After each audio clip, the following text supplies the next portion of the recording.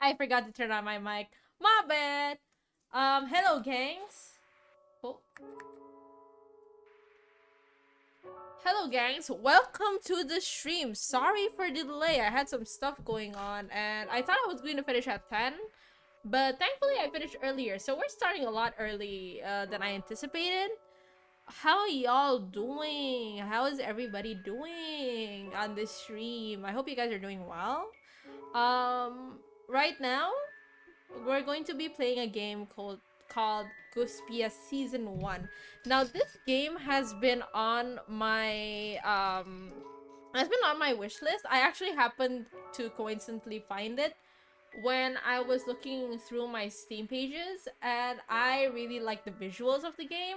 The game itself, the plot is like it's quite interesting. It's basically a mystery plot. Like, there's not much that I can say, but I actually really like because I was really focused on the visuals, because the visuals of this game was really like, it's simple, but it's kind of like a charming, how do you say, charming kind of like way. Ooh, Ghostpia and Keymailer. Hi, Anli, welcome to the stream. So, Keymailer is basically a website where I get the opportunity to try out games um, for free and exchange that I review their games. Also in Indonesian, yes, hello, welcome to the stream. And Ghostpia happens to be like one of the games. Hi, Haris! Yeah, I got one from Keymailer too. Yeah, and Ghostpia happened to be one of the games that I got an opportunity to try through Keymailer, and it has really good visuals, so I want to really show it. It has actually been sitting on my Steam wishlist for a while, but I'm really happy to get the opportunity to try it out. I hope uh the music and the vibe, you guys can understand like why I like the visuals and the music and everything so well. Okay, as I got a stream too, I'll drop the followers first yet. Enjoy Ghostpia Pie. Thank you so much, Adley. If I can, I'll drop by. I enjoyed the first and second app. Oh, you played it. All right. Then I'm super excited. Looking forward to it. All right. Oh, jump scare. Okay.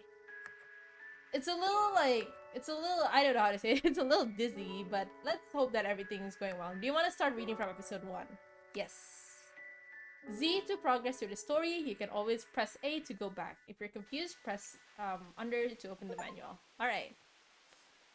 It's been a long journey. It's dark by the time I get out of the station. Yeah, it's basically an anime or manga game, so better get some snacks if I could suggest. Oh, right, okay. I have a drink and pizza, so we're all good. And some tea. A cold breeze blows, and I suddenly want to go home. This is a ghost town. It's certainly lonely enough to have earned that name. Despite my reluctance, I quickly remember why I came here. To fulfill her wish. Pizza at 9? Enjoy the pizza then. Well, somebody sent me some pizza. The one from the Genshin Impact collab. So, I have that going on. It's really good. Puntan bang. Hi, Kalong. Welcome to the stream. I whispered to myself, come to see. Oh. Oh, nice. Right? Oh, okay. The intro. It's supposed to be a little, glitchy? Low resolution. Bye! Bye, Adley! Enjoy your streaming. Oh, she's beating people up. I actually really like the visuals for this game. It's like simple, but it's cute. And its charm. Oh. Alright. It's been my dream to dream. Lately, I've been sleeping all the time, but I haven't dreamed at all. I want to dream. I want to escape from reality and go elsewhere. But no matter how much I sleep, the world of dreams just won't welcome me. Have I ever even had a dream? I'm not quite sure myself. And thus, I'm on the precipice of awakening. My body slowly floats up from the darkness of dreamless sleep, reminding me that I do have a body, and I'm not just part of the puddle of dream goo. But I want to sleep longer. I grab a hold of Sleep's tail and try to sink myself back into the goo. They're me for real. When I let out a yawn and open my eyelids, I recognize the sound of a ringing phone. So that's what woke me up. The trifling realization sends sparks flying within my brain, instantly casting aside my drowsiness. I've woken up once again. My heart feels cold, heavy, as if someone had poured icy water into the empty hole in my chest. I look outside the window. It's almost dawn. Everyone's starting to go home. The air is hurried and restless, but also somehow satisfied and overflowing with hope. And then my heart gets another degree colder. Let's go.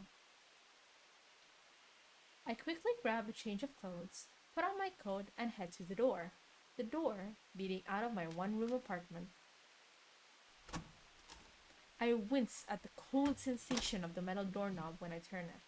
Once I walk through the hall and down the stairs, the door there leads outside. I guess this is going to be a voice acting stream or a narration stream. I hope you guys don't fall asleep.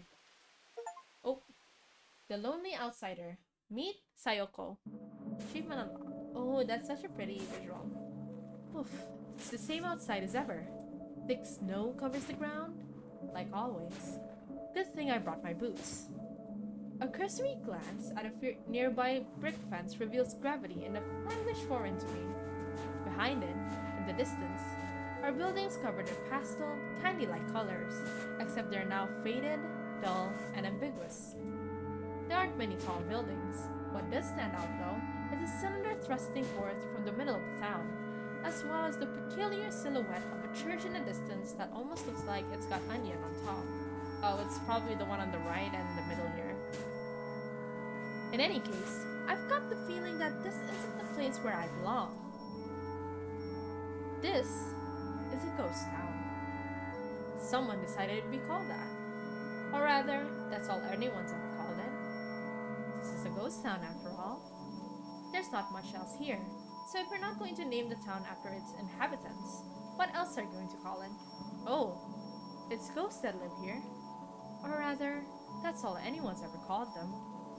I think that's the only thing they're comfortable calling themselves, since they live forever and are active at night. They really are ghost-like in that sense.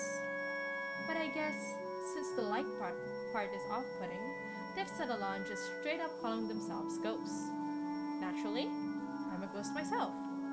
As dawn breaks and the ghosts go home, I head out into the ghost town. The horizon's starting to turn blue, so I'm sure it'll be dawn soon enough. I love this time of night, especially the sky. I do realize that I'm kind of basic for liking someone as commonplace as the sky, but watching the pitch black expanse gradually fade into navy, then to blue, makes me feel, somehow, both excited and relaxed. I take a step forward and get confused. Why was I sounding so gloomy? I often space out and lose track of what I was thinking. I've been like this forever, for longer than I can remember.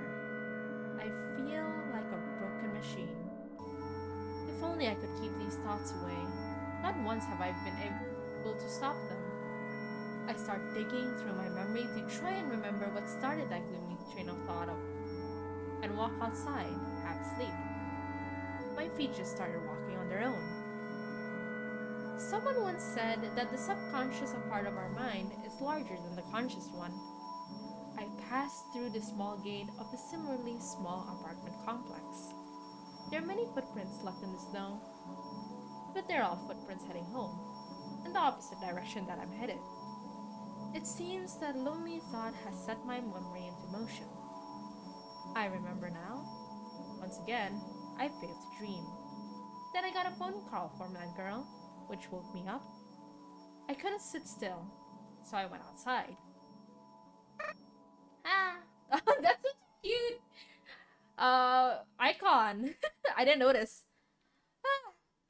I love the visuals already. The music reminds me of Professor Layton, and I love Professor Layton, so that's a good sign.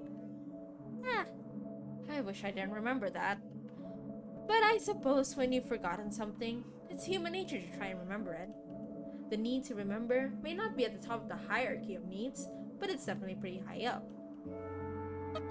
Well, whatever. It doesn't matter. It really doesn't, I mutter to myself as I tread through the snow. When I reach the road, the snow has already been cleared, making it much easier to walk. Whee! There's not another soul on the road, but I can feel the gazes of the ghosts from inside their buildings. I can't say I like it, but it's better than seeing them face to face. There are many ghosts in this town, but as someone who currently doesn't have any friends, my one and only hobby is to walk around town early in the morning like this. Oh, I misclicked. It's nostalgic, melancholic, and yet somewhat exciting. That's how I always feel when I go for these walks. I walk through the shabby backdrop of the city streets until I turn the corner, and the scenery changes ever so slightly.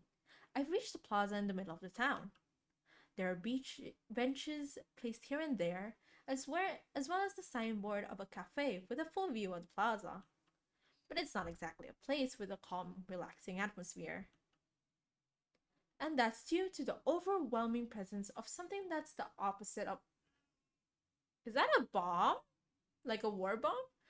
That's the opposite of calm and relaxing. In the center of the plaza is the indiscernible stone wreckage of what probably used to be a fountain, and sticking out of it is a gigantic metal cylinder with fins. It's been here for ages. Its silhouette is simple and clear. So too is its purpose. Destruction. Complete and utter destruction. There's no mistaking it. It's a missile. I have no way of knowing what sort of missile it is, but the fact that of the matter is that it's a missile. Nothing more, nothing less. Yeah, I'm pretty sure that this is an actual ghost town now. I don't know how long this town's history goes, but ever since it became a ghost town, the missile's been there apparently. Since it hasn't exploded, it's probably a dud. And strangely enough, the missile is packed with the name of the town's ghost etched all over its surface, like some sort of memorial. I have a theory right now that what we're in is an actual ghost town. Like, when she says ghost town, she actually means this is like a dead-ass ghost town, but it doesn't actually look like this. This is just like our vision. And this missile is probably like a memorial because an actual missile landed in this town and destroyed it into pieces. So this is just like a fictional or like a hallucinatory memory kind of thing. Naturally, my name's on there too. I have no memory of writing it there, yet there it is. Like a signature on a shady contract I've been deceived into signing. Maybe I'd be a little proud to have my name here if I liked this town. But since I don't, it doesn't make me happy at all. Instead, it makes me feel like I've been bound to this depressing place. So, if anything, I find it disgusting. Oh! Sukiyaki! I take 2 or 3 steps back, get a running start, and give the missile a good luck. Specifically, I aim the spot where my name is written. Someone speaks up from behind me. You idiot! What if it explodes? Shocked, I turn around to see a red-headed girl I recognize. She's a person, or rather, a ghost, I'd rather not run into. Eep! That's one thing I haven't forgotten. What? It's not like I did anything. She may have not done anything, but I have, so I don't know what to say. Obviously, I'm not expecting her to do anything in retaliation, and it's not like I hate her or anything. But I don't know if what I've done maybe was some kind of taboo. Ow, ow. So all I can do is let out a pathetic groan. Hey, wait! I don't know if I can do that voice. I turn around and make a break for it. I run shamelessly, waving around my arms and legs. She just runs. Anya, that redhead, appeared right behind me, so I have no choice but to make a loop around the town that's roughly shaped like a circle in order to get back home. I try to run fast, but my body doesn't feel like it. I keep tripping, and I almost cry every time, but before I realize it, I'm back home. When I close the door behind me, I finally snap out of it. I can almost feel the wind blowing through my stomach. Now that I think about it, I haven't eaten anything in a long time. Well, it's not like I'm gonna die or anything. Totally not. This is totally not gonna break my heart when I go through this entire game. When I toss my coat off by the door, it starts melting from the bottom half. Like when an orange peel eats through a piece of styrofoam. It bubbles, melts, and forms droplets. Ugh. The boots I tossed by the bed melt. Oh, they're actually melting. Okay. I thought it was like a, what do you call it? Metaphor? Like, it's just like sprawled. Alright. The boots I tossed by the bed melt too, leaving behind useless heels and soles. Oh, and by the time I toss myself onto the bed, even my feet start to melt. Even ghosts feel pain. Once the skin melts off, it exposes muscle that gets dry and stiff upon contact with the air. It hurts. The smallest flicker of air in the room causes me unbearable pain, as if rubbing irritants into open wounds. Ghosts can't survive the morning sun. The reason I kept tripping over myself on the way here may have been the result of losing my part of my leg muscles. Thinking about that possibility helps distract me a little from the pain. But it's not as much of a problem as it seems. It's no big deal, really. Nothing dies in this town. Just leave it alone for a while, and everything will be back to how it should be. To sleep is to temporarily lend your body to the darkness of slumber. By the time I wake up, my body will be back to normal. My legs will have healed and won't hurt anymore. Hopefully. This sure hurts. I speak up, even though I know there's nobody there to respond. Well, it'd be nice if there was someone to respond, someone to sympathize with my pain. Maybe I'm a little lonely. Did a teardrop fall into my pillow? Or was it just my imagination? My eyes fall shut before I can find out. Oh, wow. Oh! It feels like... I don't know. It kind of feels like I'm in a Ghibli movie for some reason. I can see a town off into the distance. You know what? Maybe I'll make like YouTube videos of me like narrating stories. Storytelling ASMR. I don't know if you guys would like it. Hopefully you would, but maybe. I can see a town off into the distance. I'm heading there at full speed. To the left and right is nothing but an endless snow desert. Up ahead, railroad tracks stretch far into the distance. Behind me, the railroad ties puller together, which is a sign that we must be going pretty fast. At this speed, I should be feeling the wind onto my skin, but I don't feel a thing on my body. It's only now that I realize I don't even have a body at all. Without a body, I exist as nothing more than a perspective. A perspective that's somehow chugging along the railroad like a train. Without a body, I don't get tired, so I just aimlessly watch the scenery flow by. Once I'm about a few kilometers away from the town, I finally recognize it. That's the town I live in. That's a bit of a relief. At least, it's not some strange, unknown territory. Before long, my train self will arrive at the station. But as I gradually slow down, my body doesn't feel a thing, not even momentum. Oh. Oof, okay.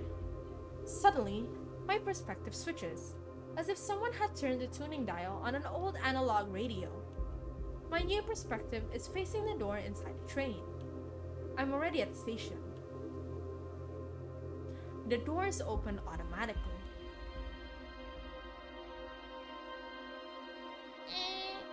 There stands a girl. She pulls out the corners of her mouth to the sides, as if to say, bleh, before telling me, welcome.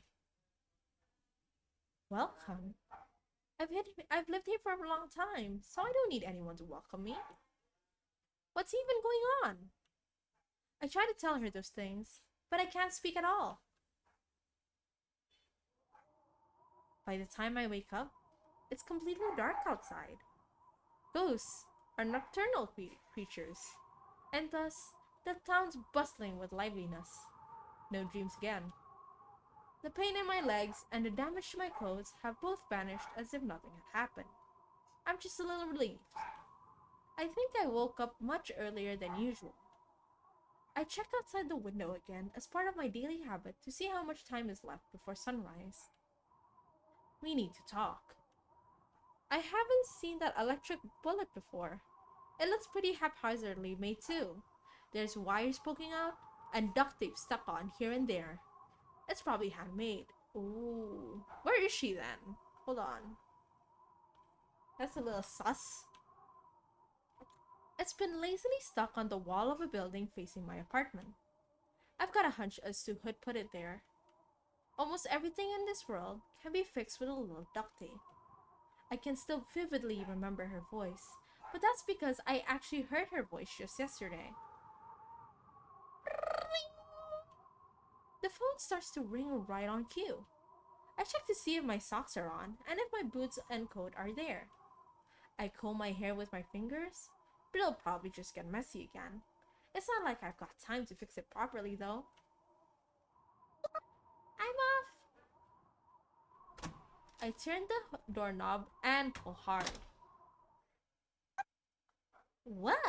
Oh, Pacifica. Pacifica's here. When I open the door, I see a ghost standing in the common area of the apartment hallway. Is she a grown-up child? Or a childish adult? By appearances, she could go either way. But if you ask me, I know she's the former. I think she's beautiful. Yoo-hoo! Even as she starts talking, she doesn't stop filing her nails. She's number 2 on my list of people I'd rather not see right now. If it's not obvious, number 1 on that list is that redheaded girl, the ghost named Anya. Pacifica? Our big friend, our big sister. Meet Pacifica. Long time no see, Sayoko. When I hear her somewhat friendly tone, it takes everything I have to keep my mind from unraveling. Pacifica's very smart. I get the feeling that all of this was part of those girls' plans to get to me. Is she supposed to be a parody of Pacifica from Gravity Falls? Those two know me. Probably have for far longer than I've known them. I need to go on a walk. I know I can't oppose her, but I know I can't just not oppose her either. Listen to what I have to say, and you can go on as many walks as you'd like. I'm getting busy. Pacifica speaks softly, but has a firm fortitude. I don't think anyone can meaningfully oppose her in any way. The phone keeps ringing behind the door I just shut. It's kind of nauseating. But I'm sure you'll find what I have to say quite interesting. It's not like I don't want to hear it, but why me? Please don't get the wrong idea. I just need help. Help? Pacifica takes a step forward, closing the distance between us. My body tenses up. I can't be sure she isn't carrying a knife.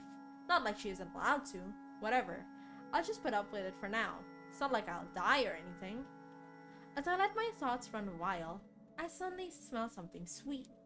Something relaxing. A new ghost has arrived.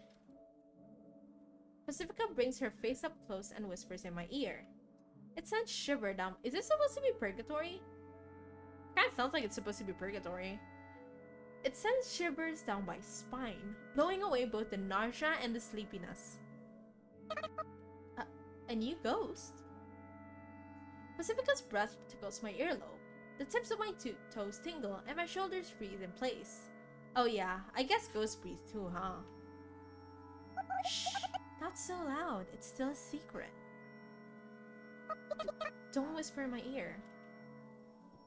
Like I said, not so loud.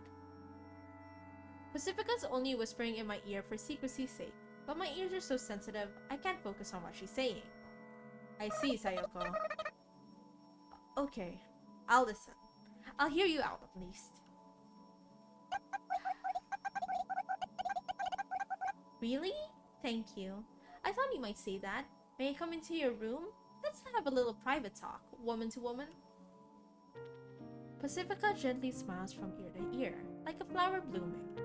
I feel guilty thinking that there's nothing about me that deserves a smile like that. I've got an inferiority complex about how I'll never be able to smile like that. Those two thoughts gouge out my heart. Pardon the intrusion. Since I haven't even locked the door yet, Pacifica opens it on her own and starts to walk in, but then stops in place. Whoa! Pacifica? I mustn't forget my ninja manners! Ninja? Oh, the song's so cute! You know what? Maybe this is like a spoopy version of like Ghibli vibes.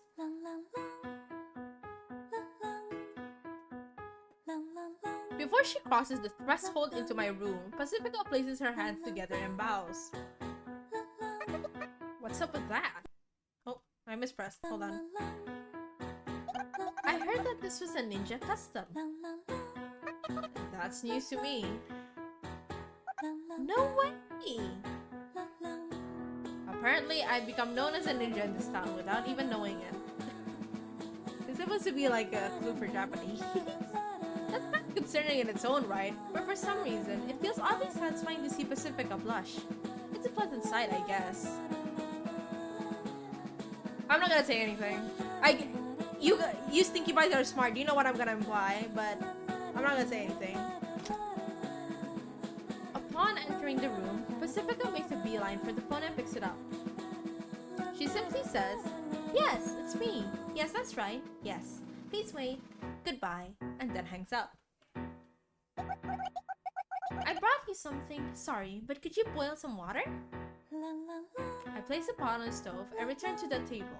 Pacifica takes a bottle of instant coffee out of her handbag. She then takes out a tin of preserved biscuits. Oh, are we greeting the new visitor? Oh, What's wrong, Sayoko? I was thinking that this is what I had for my last meal too. You mean when Anya made a mess on the crotch of her plain Jane overalls? Probably, yeah. How long ago was that? No idea.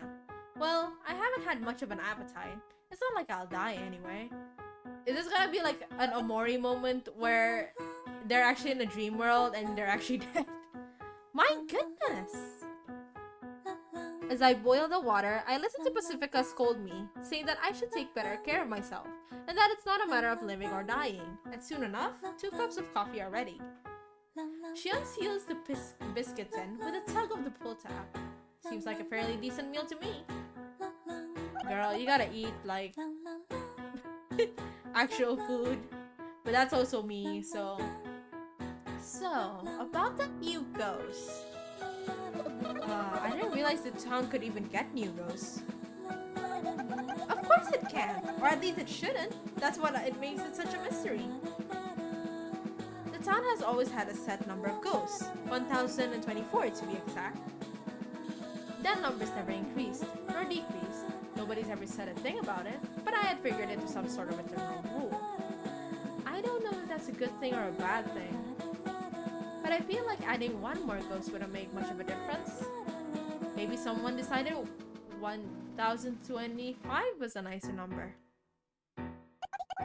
She's a girl, around your age, Sayoko. I see. This looks like a Vincent van Gogh, like, art piece.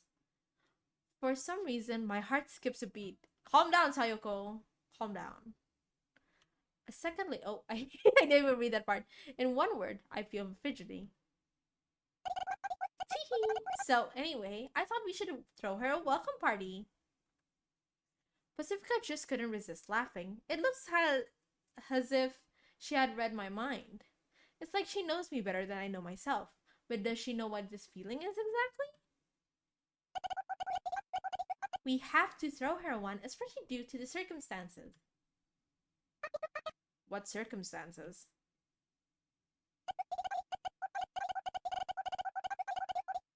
church is examining her. She'll most likely be tired once they release her, so we have to show her a fun time to make up for it. Oh shoot, the church.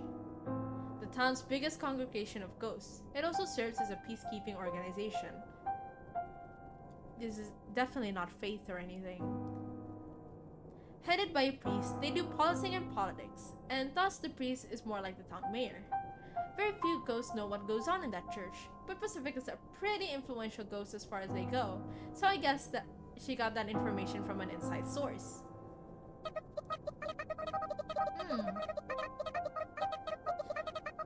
The church still does things like that, huh? Some sort of immigration inspection, I suppose? But is that really necessary? It sounds like they're just doing it because they want to. I hate your church. You and me both, girl. Particularly their attitude. Even after the townspeople became town ghosts and overcame death, the church still wants to control people under the guise of politics. It's almost like the ghosts are pretending to be alive, and it's so forced. I feel like there's other things that bother me about them, but the anger makes my head feel hazy. Like, yeah, my head always feels hazy, but you know what I mean. So I can't even remember what it is I'm angry about. You still hate the church, I see. Well, I do too. Those guys are, poop. Church is poop. Poop is church. Do the poop chant, watch your mouth. The two of us laugh, like two boys in uniform merrymaking while oozing with pure, unadulterated youth. Youth. That's not exactly a word that I can relate to. So, Sayoko, will you help me out? Okay, I'll help if I can. Thank you. I'm so happy.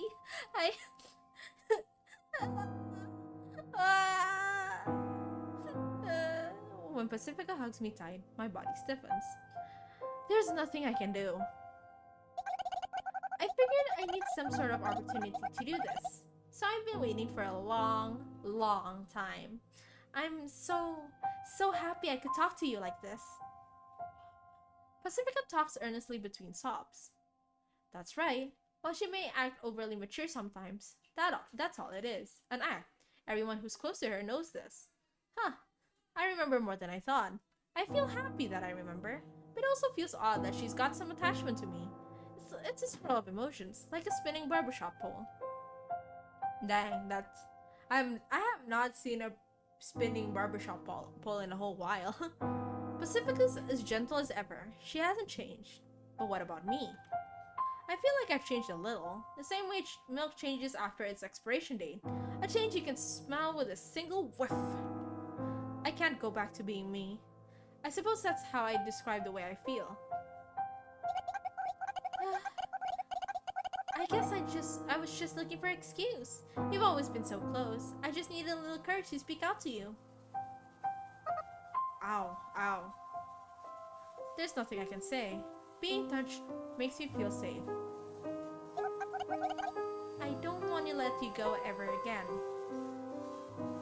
But at the same time, it also makes me feel anxious. After all, I have no idea how I could ever repay someone who makes me feel this happy. If I get too comfortable taking advantages of her kindness, she might start to hate me. And I don't want her to hate me. I feel that's a lot of people, actually. I feel someone in my crowd here watching can relate to that. I can't find the words to say. With a simple hug, all of these feelings are revolving around inside me, and I'm just so afraid that I'll end up crushing this moment into dust. And just like that, the happiness has faded away completely, leaving nothing but coarse anxiety coursing through my heart. She got something going on. I don't know what it is, but she needs something. She could use a hug or something. Am I just not used to dealing with kindness? Eh? Pacifica suddenly lets go, and for a second, I feared that my worst fear had come true, but the reality is slightly different. Sorry, Sayoko, but what is it? Are you showering properly? You, can't smell like spoiled milk. Oh, now that you mention it, I haven't showered since the other day. How long has she not showered? I'm concerned a bit, not gonna lie. Which other day? You know, when Anya spilled coffee on those ugly overalls of hers. The poop talk! Pacifica leaps backwards away from me. There's a look of fear on her face that she probably wouldn't want anyone else to see normally. I mean, if nobody's gonna see me and the air's not humid, then why bother showering? What happened to I don't want to let you go ever again? How long has she not showered? I'm so concerned now. Who asked you, you 100-year-old poop? It's been 100 years? The very concept of a calendar has disappeared from this town, so time has become incredibly ambiguous. Though individually, a day is simple to track, but as the days pile up, it's impossible to keep tracks of months and years. If that ain't me during the pandemic, you'd have an easier time counting the sand in the desert of sound surrounding the sound, one grain at a time. If you think about it, I suppose it's not normal. There you go. Let's kill off a mosquito. If you think about it, I suppose it's not normal to go out this long without showering, huh? Girl! Maybe I really have changed. Am I trying to reclaim myself? Take a shower now! Okay! Doing. What was that Scooby-Doo cartoon sound effect? My fear of being separated from Pacifica turns into fear of Pacifica herself. I stop thinking, grab a towel, and head to the bathroom as quickly as possible. Oh. This is such a cute Ghostpia. It's like an anime. It's almost dawn. I don't think I've ever gone outside around that time before. This snow seems a little soft and hard to walk on, probably due to the rising temperature. Ah, Sayoko! Pacifica? Looks like I wasn't the only one called here. I see. I guess that makes sense. The time has come. Is it done? I wonder. I can't wait. Pacifica nods and weighs her words for a while, and then... If you can't wait, then let's hurry! Ah, hey! I chase after Pacifica when she breaks into a run. It's my first outing at dawn. We dash as if swimming through the pristine air. Main Street looks so different compared to how it normally does. It's still a quiet, still pond.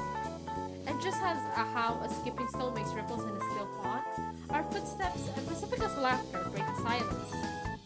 I'm excited. Not that I mind, but why are you dressed? We take one turn off of Main Street and reach a workshop garage. Anya looks as she sits on a garbage can placed in front of the shutters, swinging her legs around. Oh, hi. Yo. Oh, guten Morgen.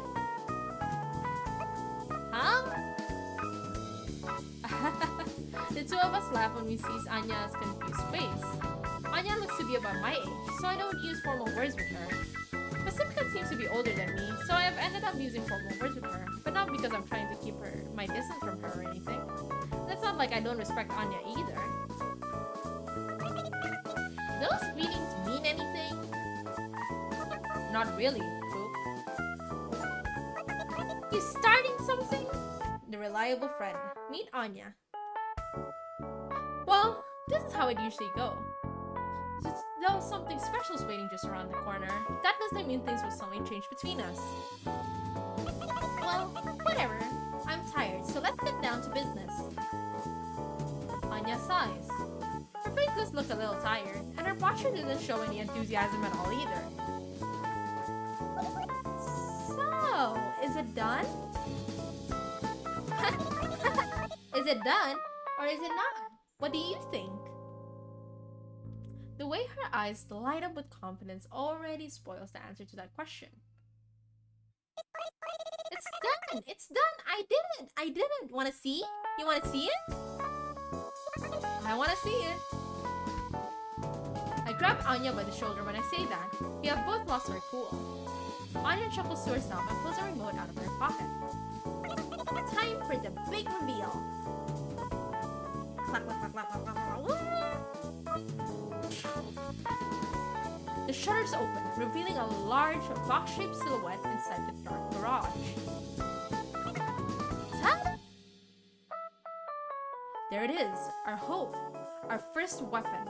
This one's for the books. A squarish armored vehicle. At least that's what it probably is. Wow, that's amazing, Anya. Indeed, I'm impressed. We walk inside the large, spacious garage, storing the armored vehicle on its frame. I'm not a car person, but I can tell that it's a reliable machine. It looks like the car has like little teeth on the front. The car looks like it could deflect a few bullets, and the big fat tires look like they could handle any terrain. There's even 6 of them. 6 of them! On top as well. I doubt you could get anywhere in the snow desert surrounding the city without something like this. Well, it's an honor to hear that. Thanks.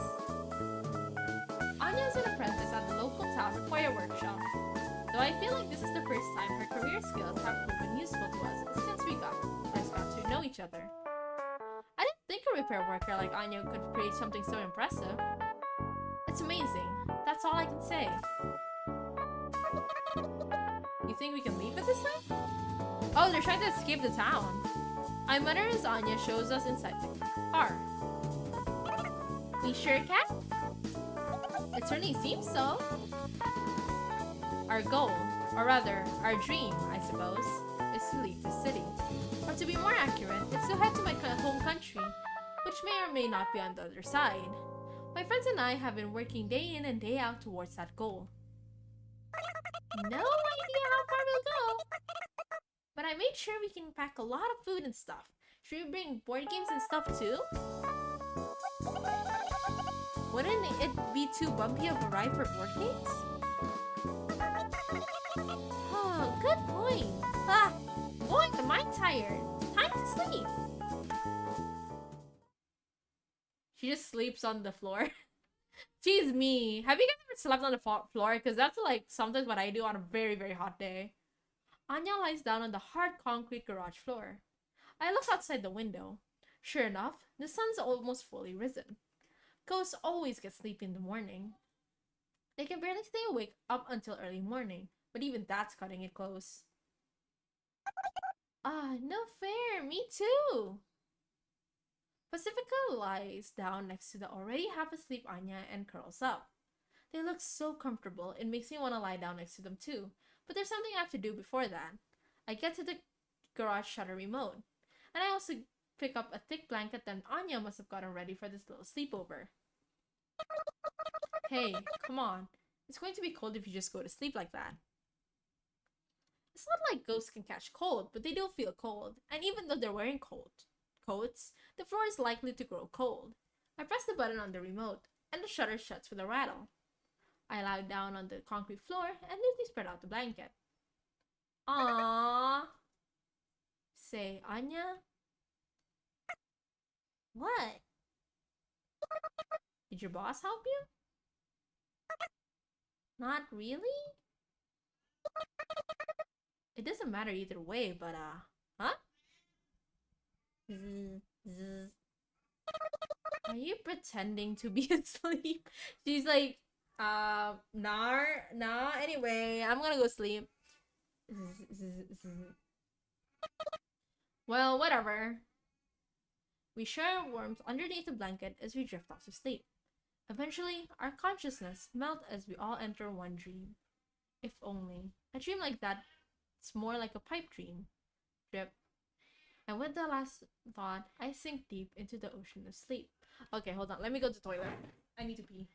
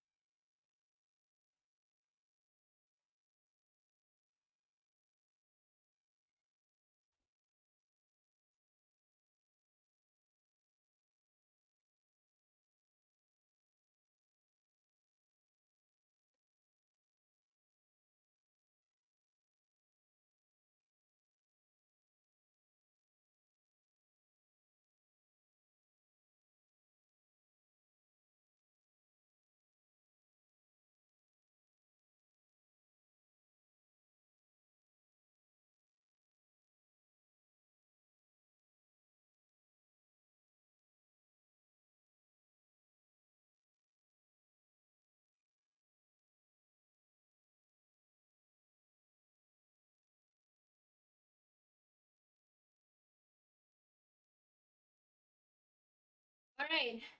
I have returned from peeing, and also I filled in my drink. Alright. Let me continue. In a way, this kind of feels like I'm doing ASMR. You guys are just listening in.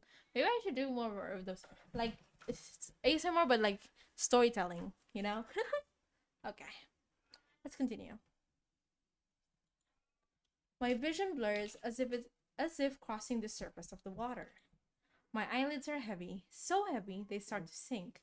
They start to sink by themselves. But right before they close, in the sliver of my dim vision, conglomeration! Who's that? We walk around the street at night. In other words, during peak ghost activity hours. I never thought I'd walk around the street underneath a pitch black sky again. You don't have to be so nervous, you know? Sorry, but But what? I can't find the words to continue. Our conversation fades into the air like smoke. Once I finish taking a shower, Pacifica said, "Let's go to the station. I'm not sure going there will help us prepare for the welcome party for the new ghost. The fact that the station is such a faraway walk from my home doesn't help my enthusiasm either." My worst fear turned out to be accurate. Every ghost we come across gets out of the way when they see us, or rather, when they see me. And it's clearly not out of kindness nor respect. The ghosts fear me. Complex emotions weigh down my heart. Resignation, I don't blame you. Sadness, don't look at me like that.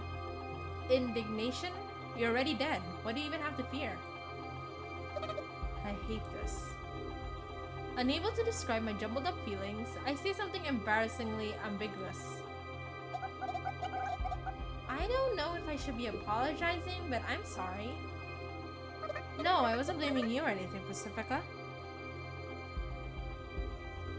Though Pacifica smiles, her eyes narrow. A sign that I haven't cleared up the misunderstanding. I curse my poor language skills. Oh. Can you hold my bag? I nod absentmindedly and take Pacifica's handbag. The station's pretty big, but it's hard to imagine what it used to look like now that it's an abandoned wreck. Most of the lights are broken. Oh, we thought this in our dream, I think, but it was still like well maintained. Most of the lights are broken, so it's incredibly dark inside. It's not impossible to walk here if you try hard enough, but it makes me wish I had a light. The few light that remain intact enough of a hindrance that your eyes can't adjust to the darkness, so anything that's in the shadows is completely dark. Pacifica strikes a match and lights up an old-fashioned lamp. Pacifica rich enough to buy high-luminance LED lamps or expensive high-power wearable lights, or at least I think she is, but for some reason she's using a lamp. Has she always been like this? I don't remember. I feel like there's a memory like that locked away somewhere in my brain. It feels odd. But it doesn't matter. This station appears to have been a terminal. At least that's the conclusion I've come to, seeing as all of the railroad tracks only come in from one direction. It seems kind of fitting for a ghost town to be a dead end. At least that's what I think. I follow behind Pacifica from the front entrance to the platforms. There's not a star to be seen in the sky above the cracked ceiling. I see a single point of light up ahead. It sways slightly. Several dozen meters ahead. There stands a young red-headed girl. Yes, she looks nothing but young. Isn't that Anya? Her name is Anya, a ghost who I used to be friends with as much as I was with Pacifica. Sorry for the wait. Oh, is this like the past? Doesn't matter. You sure took your time though. You run into any problems? Each time Anya's body sways, a float light hovering a little less than a meter above her sways with it. I'm not sure how that thing works, but it makes her look kind of funny. It's like an angel halo. I mean, doesn't that seem funny? A ghost cosplaying as an angel? I had Sayoko take a shower. Oh, I see. I stay silent. Oh, wait! So this is... Wait, hold on. What's the chronological order of this? So this is after they told her to take a shower, but it's before they met Anya in the garage. Okay. Long time no see. Yes, I guess so. Hehe, looks like I win this time. Whatever, Pussy? I don't know how to pronounce it. It's not like I wanted to win anyway. And I didn't want to lose, Hamster. Hamster just doesn't sound right. The two of them exchange playful banter, but Anya's face looks a little stiff since I'm here. Those two are my only real connection to this town. Judging from what they said, I guess the two of them were betting to see who could drive me out of my room first. But I'm not enough of an idiot that I see something like, "Don't use me as a pawn in your game, you two." It's necessary to just accept that these sort of things if you want to revive interpersonal relationships that have remained stagnant for years, or even longer. Okay, Sayoko, let's head to the garbage dump. Ah. Why the garbage dump? I want to ask, but instead I stay silent. I don't want to disappoint them. Despite the things I say, I dream of reviving our friendship. Okay, let's go. I keep mispressing stuff. A slight shadow seems to cast itself over Anya's face when I say that. It's a little frightening. Did I do something wrong? I guess there is no use dwelling on it. Alrighty. Anya claps her hand twice and the float light above her changes from an angelic halo to a shining sun. It's so bright, it makes me want to squint. Ah, it's so bright. Maybe a little too bright? This thing's a cheap model, so it's only got 2 brightness level. But I figured this should be plenty for picking up garbage. That's true. Good job. You're a real engineering advisor. I don't mind being an engineering advisor, but why don't you just shop around stores? Don't you have money? Isn't it obvious? Huh? Well, I guess. Because it's a ghost town, I'm assuming. So, like, there's no towns that have, like, stuff they need. Anya shrugs as Pacifica starts walking ahead. Oh, whoa, whoa, whoa! I may have misclicked and it reminded me back. Once my eyes adjust to the light, I follow behind. So does Anya. We didn't make eye contact, but you could say we're on the same wavelength. Oh, I suppose the lights are supposed to represent something, I guess? So whenever Anya moves, her miniature sun sways, caught in the shadows cast by rubbles, signs, and pillars to stretch and shrink. Let me explain from the beginning. The needle on the compass points north. I know. Wow, you really know yourself, Anastasia. Don't call me Anastasia! But that's what Anya is short for, isn't it? Heck no, don't just make stuff up. But it's cute, like you're a princess. That's exactly why I hate it. Don't you try to make it a thing. Oh. Oh, that's right. We quickly backtracked the way we came. Thanks to the intense light, it's much easier this time. It's still pitch black outside the station. I get a little dizzy thinking about how long the night is. Anya claps her hand twice, and the light fades. The light's mechanical core plops onto the ground. What a convenient little thing. Probably too expensive for me to afford though. Then again, I guess I can't afford anything since I don't have a job. Apparently the new girl's being interrogated at the church. Oh, we still haven't found a new girl. Yeah, I know. That's all we know. I'm thinking that even after she gets released, her reputation with the church will remain sensitive. And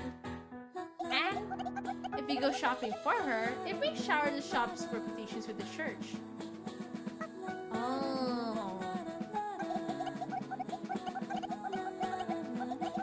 Maybe it's different with your shop, but things could get complicated with other shops due to the church's strong influence on the economy. It's important that we care for the new girl, but we shouldn't cause trouble for other people either, right? Pacifica breaks into a smile. I like the smile way more than that flawless forced smile she makes sometimes. cares? Rude. Shut up. Oh. As those two talk, we eventually reach the garbage dump. It's near the station, so it doesn't take long. Now that I know the garbage dump was our destination, I guess it makes sense why we went up in the empty station. It's the perfect meeting place for an outcast like me. It's easy to think when you don't talk.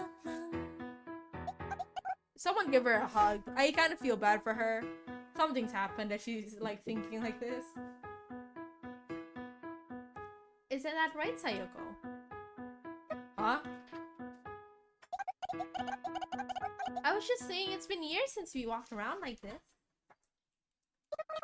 I suppose so. Would you look at that? Anya's facial expression changed again, I think. I guess I could still tick her off even when talking as little as possible. It's been hundreds of years, hasn't it? Has it been that long? I think so. Okay, let's go. Let's go with 9,999 years. I don't get why that clip's gotten so popular. I don't like it one bit. This conversation is reassuring in two ways. First, it's reassuring to know that my presence doesn't immediately ruin the mood. And second, it's reassuring to know that I'm not the only one who lacks a sense of time. Now that I think about it, I don't think I've ever heard anyone else talking about it. But maybe we just don't remember.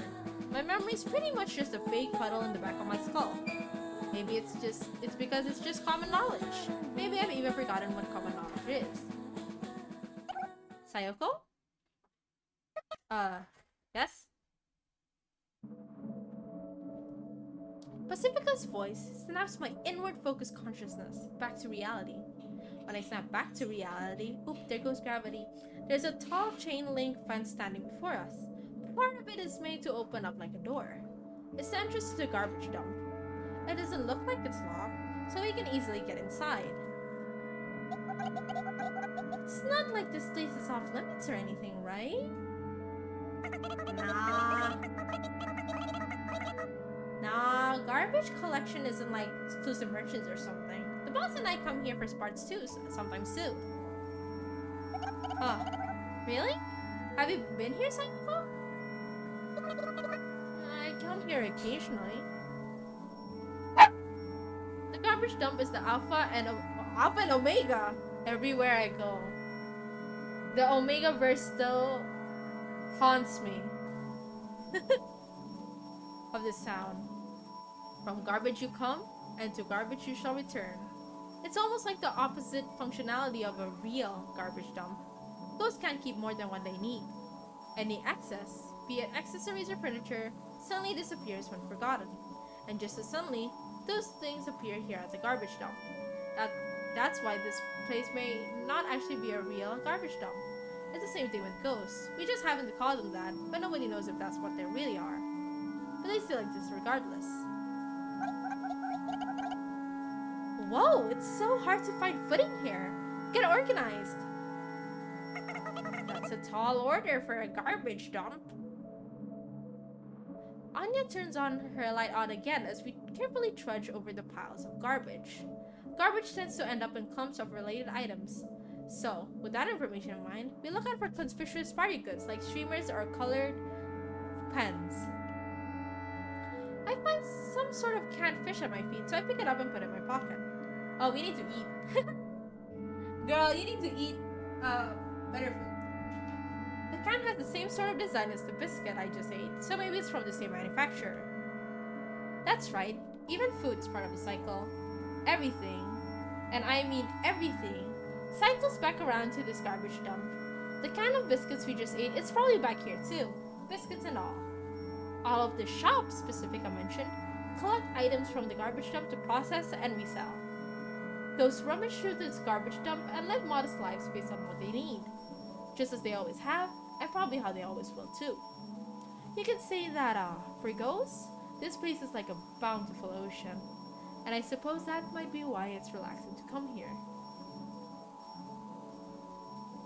Here, you can find anything, as long as it's not living. I feel like I've heard something like that around somewhere before. But who was it that said it again? Ah. She just casually falls, like her face is like, ah. I can hear the clattering of metal as my body starts to feel like it's floating in the air. Though in reality, all that happened is the pile of garbage gave way and I lost my footing. Oh. Look, you gotta be careful, okay? Sorry. Unable to keep up with Anya's sudden movement, the float lamp tumbles into the garbage pile and shut off.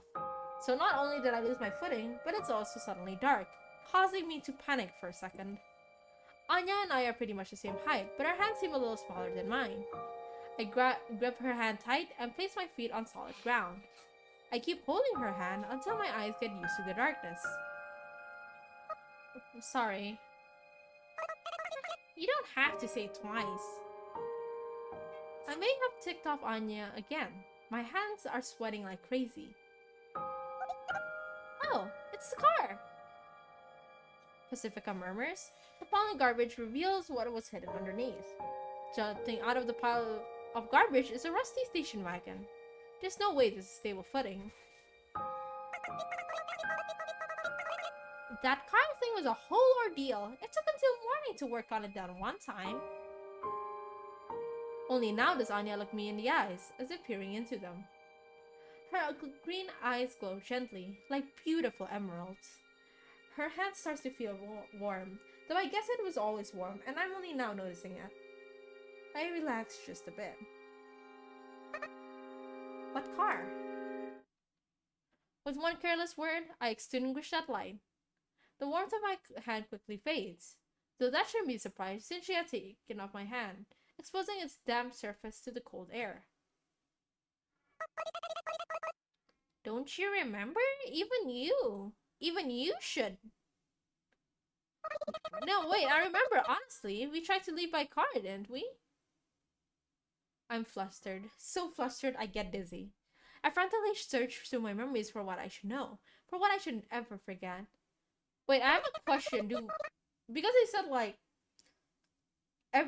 dead things that are forgotten will end up in this dump. Does that include, memories and stuff? It feels like it might imply that it includes memories and stuff, and that's why she can't remember a lot of things. I remember what happened. In the end, too, we all, You really are Sayoko, right? Of course. I'm me. I haven't changed. I'm me. I think. But am I really? Okay. There's no way that I can be me, right? But for some reason, I'm not so confident. I'd be confident if I had something to prove my own identity, right? It's no use. My thoughts keep spilling out, like snowy sand. What? Does Sayoko change into something else if you leave her alone? Like cheese? Pacifica gives off a somewhat exaggerated laugh, as if to say, well, she did smell like spoiled milk. If Pacifica didn't come to my rescue there, I probably would have kept on panicking forever. Sorry. That was really out there.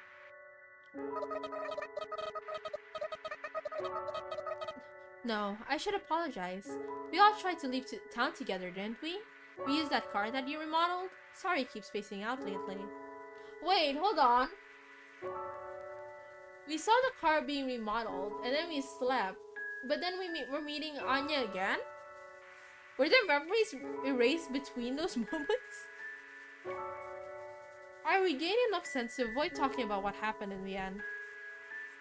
Hi Almond, how you doing? Hi Void! We're just reading on. It's like an ASMR stream over here.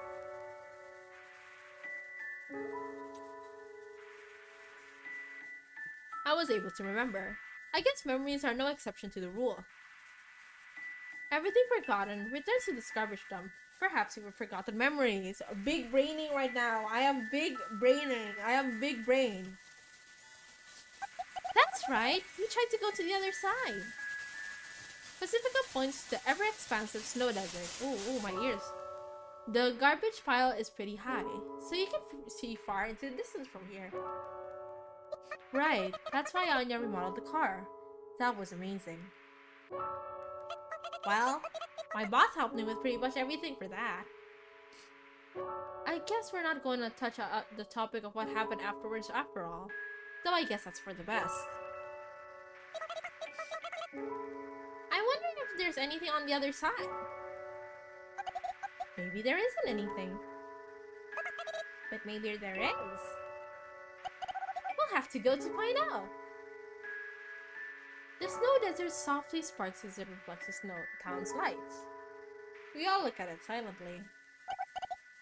So about the new girl. Pacifica breaks the silence. I hope we can get along with her. She sounds somewhat sad, but not reluctant. Lonely. Yes, that's the word. That's how I describe the look on her face. I'm sure she'll be nice. Don't worry, it'll be fine. It's been a while. Hope you've been doing well. I have been doing very well this week. Quite well, better at least from my rest. Yes, it's been a good week. Anya speaks as if to assuage her concerns. She's got a similar look on her face. It makes me worry if I should too. There's plenty of time before dawn. We all just sit down and gaze across the desert for a while. I can't peel my eyes off of the black and white horizon. It's almost spellbinding. Maybe we're on an island. A small island in the middle of a white snow desert sea. Help isn't coming. Because beyond the sea, civilization has already fallen. Tee-hee. Tee-hee? Huh? You can't just say that and say tee-hee. I smile at this strange thought. A smile of relief, even though the thought isn't relieving at all. I can sense Pacifica is smiling, and eventually Anya smiles too, as if unable to handle the peer pressure. I guess it's obvious that I'm smiling, but it doesn't feel bad at all. I try to make it cool, and keep staring out across the sea. The other two watch as well. It's a beautiful night. We may be sitting in a pile of garbage, but it feels like a beautiful night nonetheless. How's the game so far? I wouldn't call this I would call it a visual novel more accurately. But it's been like nice so far. It's been pleasant. There's like it's like a simple enough quote unquote plot or storyline so far. But also there's enough to like invoke like, oh, is this going to happen? Is that going to happen? Also, I've been having a fun time reading this, to be honest. Kind of feels like I'm reading storytelling to my stinky pies. About 60 or 70. If I were to rate today, that's about how high I rate it. Also, I think the main character needs a hug or therapy or something across those lines. That said, I give my rating the moment I crawl into bed, so my opinion may be a little skewed. I yawn. I sit up and take a sip of water from the plastic bottle at my bedside, a bottle I had just picked up earlier. The cold sensation passes down my throat. I let out another sigh. I'm too tired to even feel tired. Oh, I've actually felt that before. I'm so tired of thinking. I don't even want to think about being tired of thinking. That's how pathetic I feel. We were able to pick up all sorts of party goods, load them into a bike trailer we found lying there, and carry them off to Pacifica's place. Pacifica wanted to take home a small stylish sofa, but got into an argument when Anya said it was out of the question. I wanted to reflect on what happened today, but the moment I lied down on my bed, I thought, nope, not happening.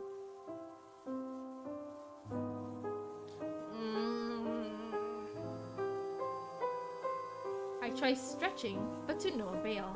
It only makes it worse, if anything. The intense sleepiness quickly crushes my consciousness. So quickly, I don't even have time to think about what crushing a consciousness means. Good night.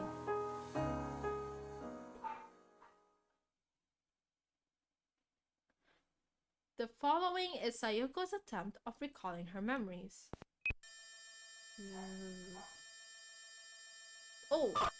Oh my god. Okay, go! Oh, The red-headed girl steps on the gas. The car starts. An angry man in peace robes glares at the car from behind.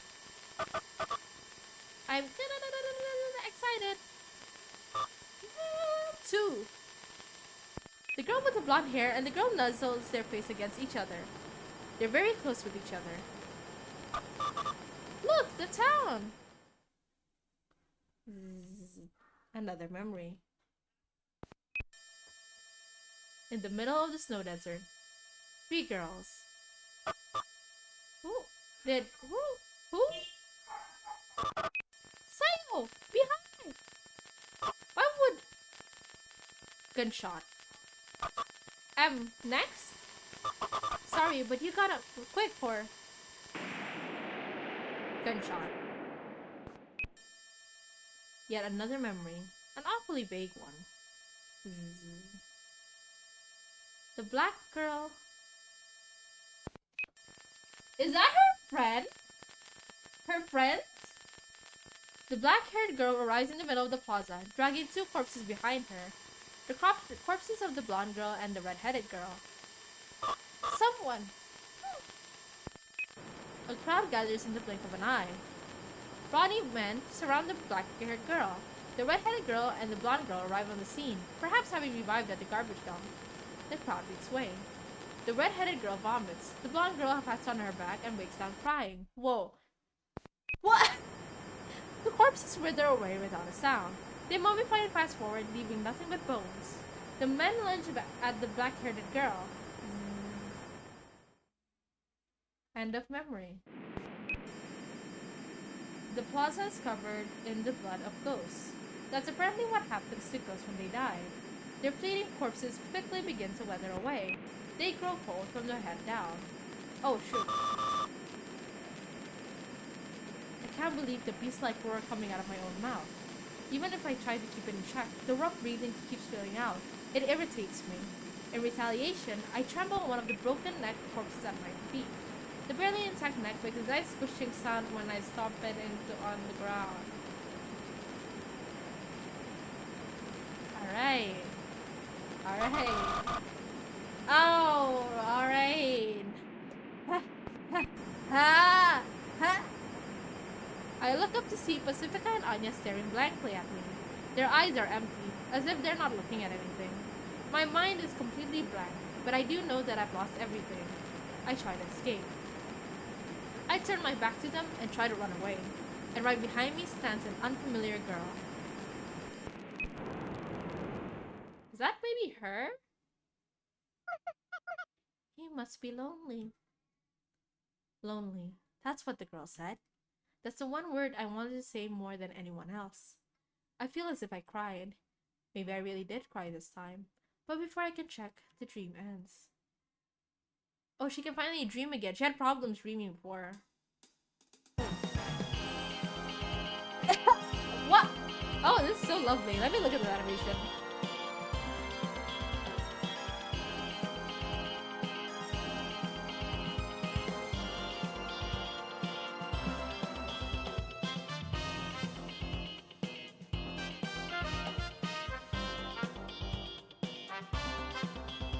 I think they have a few episodes, so this means this episode 1 has ended. Let's dance too. Let's just forget that there was anything traumatizing that ever happened just now.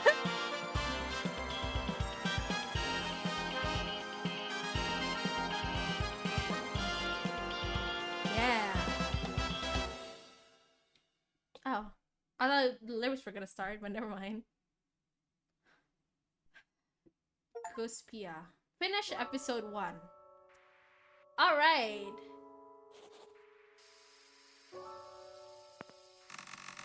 Episode 2 has been unlocked. Do we want to start episode 2? Do you guys want to start episode 2? Well, episode 1 was 1.5 hours. Let's do episode 2. Because I feel like definitely too short for me to like finish a stream. So let's start. I love how we're just doing some, oh, this is so casual, and then the fucked up thing happens behind. It's like a dream. Who's the girl in the middle? That's supposed to mean something good, right? As in, I never expected a present like this. It's like a dream. In any case, I'm currently in a room even fancier than Pacifica's place. The fireplace is so warm, and it's a different sort of warmth compared to electric heating. I'm eating ham. We all are, actually. There's a ham as big as my head on the table, and we're eating it with gusto for some reason. The world is a silent save for the clattering of tableware, the chewing of ham, and the occasional crackling of firewood. It's almost as if everything outside this room has been annihilated and the world exists only for us to eat ham. And when I say us, I mean me, an unfamiliar girl, and a crying nun with a bloody nose. Oh, that might be the new girl. She's the one eating the most. This situation is very much like a dream. The softness of the high pile rug seems to numb my senses.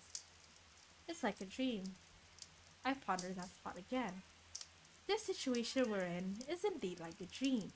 But is that a good thing? It certainly doesn't feel like a good thing. At least, that's what I think to myself as I prod the nun's temple with my pistol.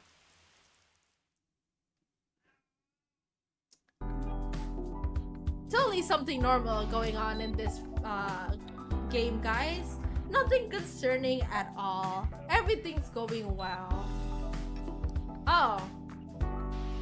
Yeah, all's good. Is that the fucking priest? It's kind of fine, not gonna lie. Anyways. This is so well made.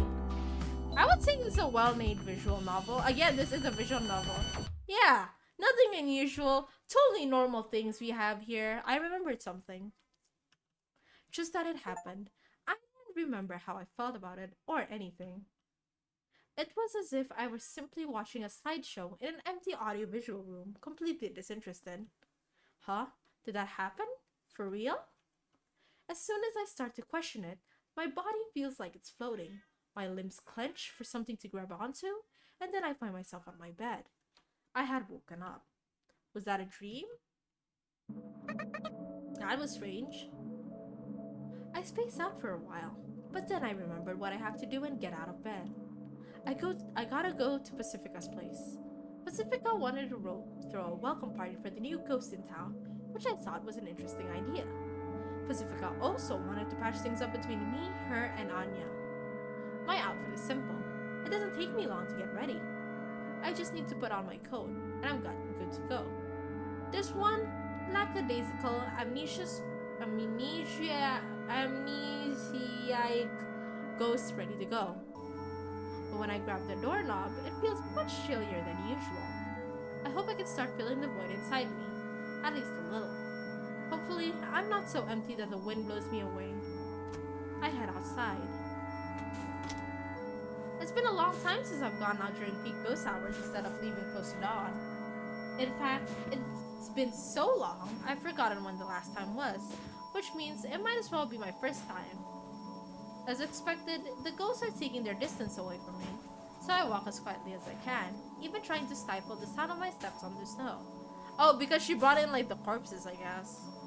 I try my best to smile and be the friendliest ghost I can be. I'm trying to interact with other ghosts more, so I need to get used to it.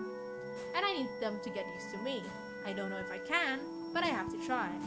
I still hate it when people look at me though. Even if they don't say anything, it makes my skin tingle. It's as if gazes have masks. In fact, gazes are kind of like ghosts. Not exactly sure how to elaborate on that thought, but they just are. Well, in any case, it looks like it'll take quite a bit of time for me to get used to walking around in public. Once I turn off of Main Street and get to somewhat quieter residential area, I instantly feel relieved. It's much easier for me to walk when there aren't many people around. Pacifica's house is at the end of this long street. Almost there. Hold on.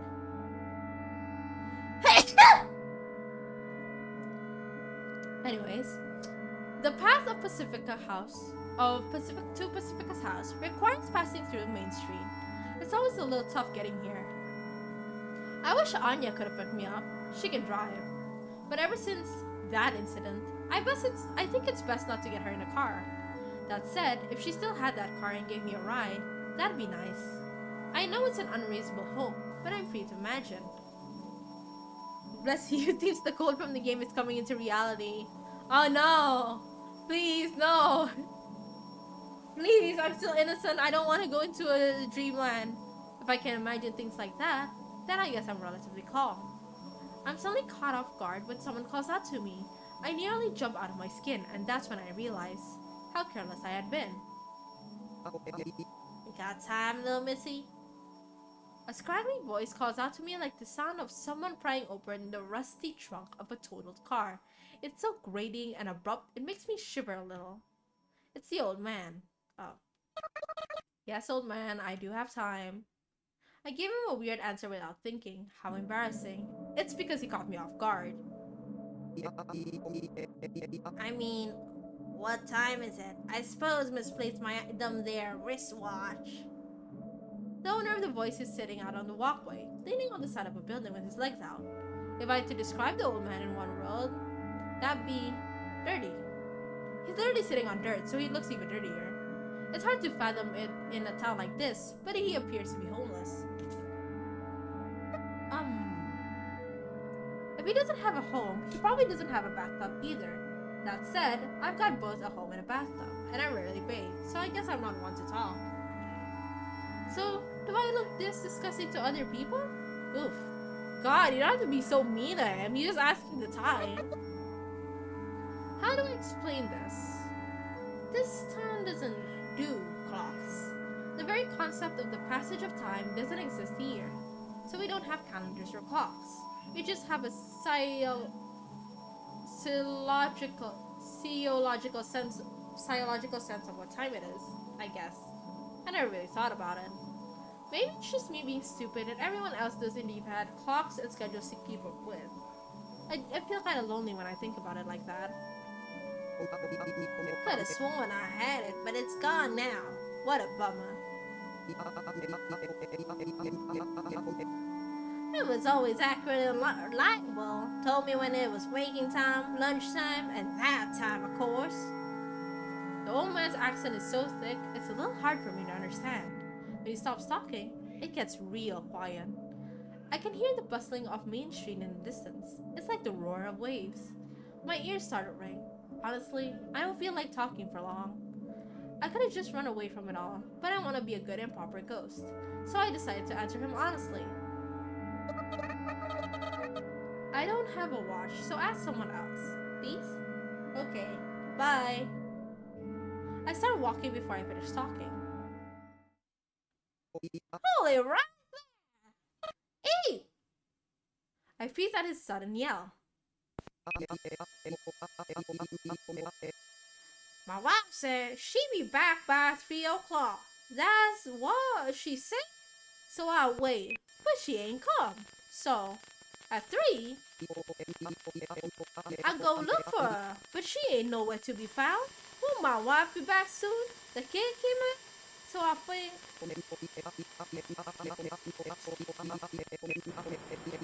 Someone's holding her back, right? That priest? That was all like a noise and such, so really? So now I know, like I always ever knew. Someone must have sold the item there. Oh, let's watch. 80! I'm scared, and I've got a feeling that things are only gonna get worse. My wife just saying you're the culprit. He's clearly not his right mind, but I think we're somewhat alike in a way. No, it wasn't me. We've both lost something, but I'm not sure what. It's a cool irony to wander around looking for something when you don't even know what it is you're looking for. It's incredibly frightening to think he and I look alike to those around us. Zoya wouldn't like me, so I oughta look and listen. As I give him a look of pity, I imagine the very same look being pointed at me by Pacifica or Anya. Just thinking about it is so... I lose my footing. It's been ages since I've last felt an earthquake. Obviously, it's all in my head. This town's never had an earthquake. Booyah! For some reason. Seriously, why? The elderly man strips off his clothes and lunges at me. Is he wearing pants or not? Because I'm a little scared right now. I barely dodge. But what if I didn't react in time? I shudder at the thought. I gotta run. I slip past the elderly man and head to Main Street. It's not like a place I'd like to go, but it's much better than sticking around here. I'm seriously starting to worry that I've been sealed away in a world with just me and the elderly man. I can hear rough breathing approaching from behind. I'm so busy, I can't get proper footing. The narrow path seems like an infinite corridor. This town only has 1,024 people, so it's not surprised that the population density is low. Not sure why that thought passed through my head, so I guess my brain just wants to escape from reality. Old man lol. By the time I leap out into the bustling Main Street, I'm out of breath despite not having run that long of a distance. I don't scream for help. I wanted to, but I hesitated at the last moment. The ghost looked at me with fear in the eyes as I rushed so quickly out onto Main Street. I feel like this has happened before. I can suddenly feel the cold snow through my boots again. My nose tingles. The elderly man catches up to me, wearing just his undershirt.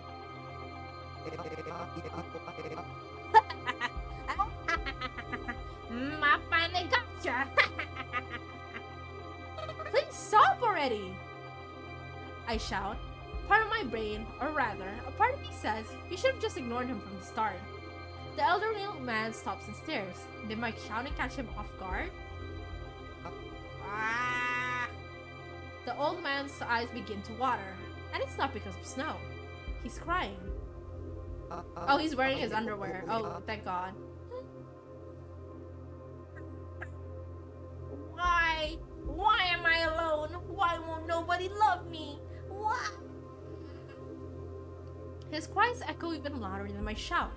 What's his problem? I want to know. I really do. This is really uncomfortable.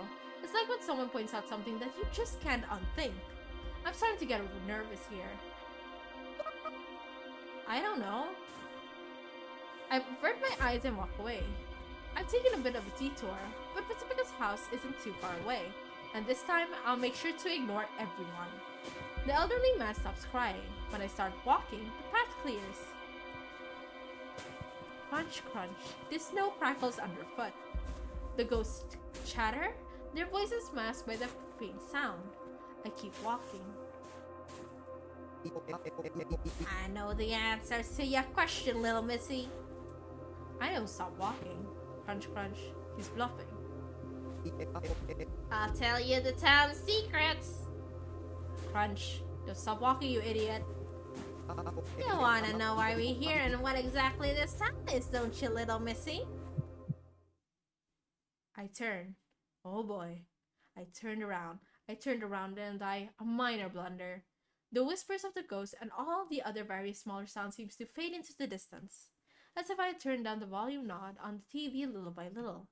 I can even hear a static noise deep within my ears. The elderly man notices my piqued interest and hums to himself in satisfaction. The glare in his eyes is somewhat frightening, but also somewhat intriguing, which is why I can't just look away. Everyone, and I mean everyone's gotten used to it, but this here town's strange, don't you think? The noise in my ears get louder. Think it's strange, and so do you. We the same. No. I don't want to be put on the same level as this elderly man, but that's not the only thing that's making me uncomfortable.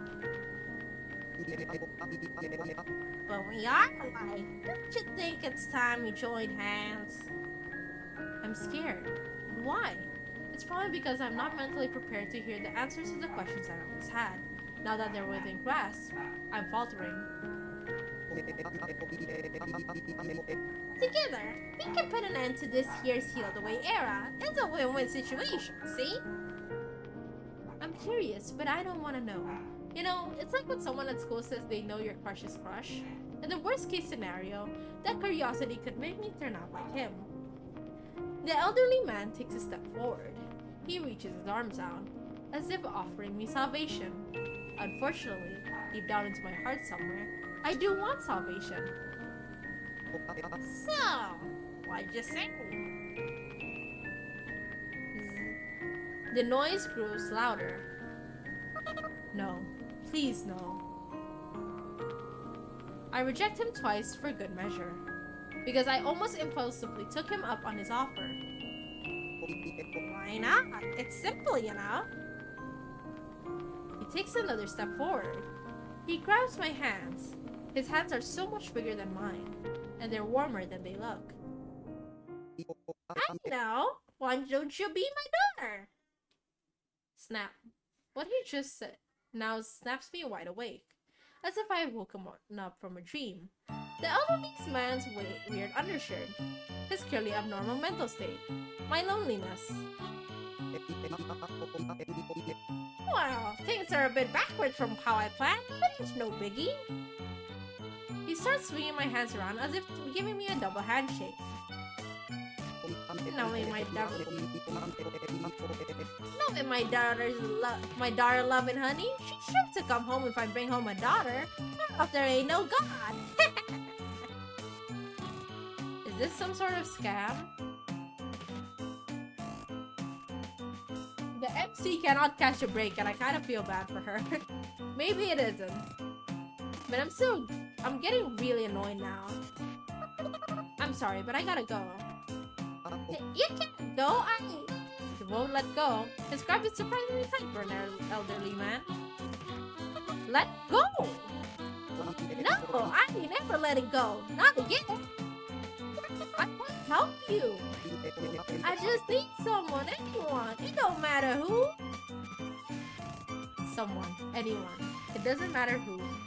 Those words cut deep. And that's why. I hurled the elderly man away without even thinking about it. Somehow, I know that if someone's gripping your hand and in your face and they just so happen to be taller and lighter than you, they're easy to throw down. But when did I learn that? What? You know these cartoon noises are the ones that throw me off. Full on flipper. Yeah, she's strong like that. The elderly man's back crashes against the wall of a building. He says only that before losing consciousness. If it doesn't matter who it is, then pick someone, anyone other than me. You probably can't hear me. Oh, but that must have lost me some points with the town's ghost again. Oof. I thought I'd be more shaken after injuring someone, but oddly enough, I'm not that shook. Oh, tired finger, use auto mode. I did that by accident. I'm calm enough to walk and think about how long it'll take for me to get to Pacifica's and if word of this incident will spread.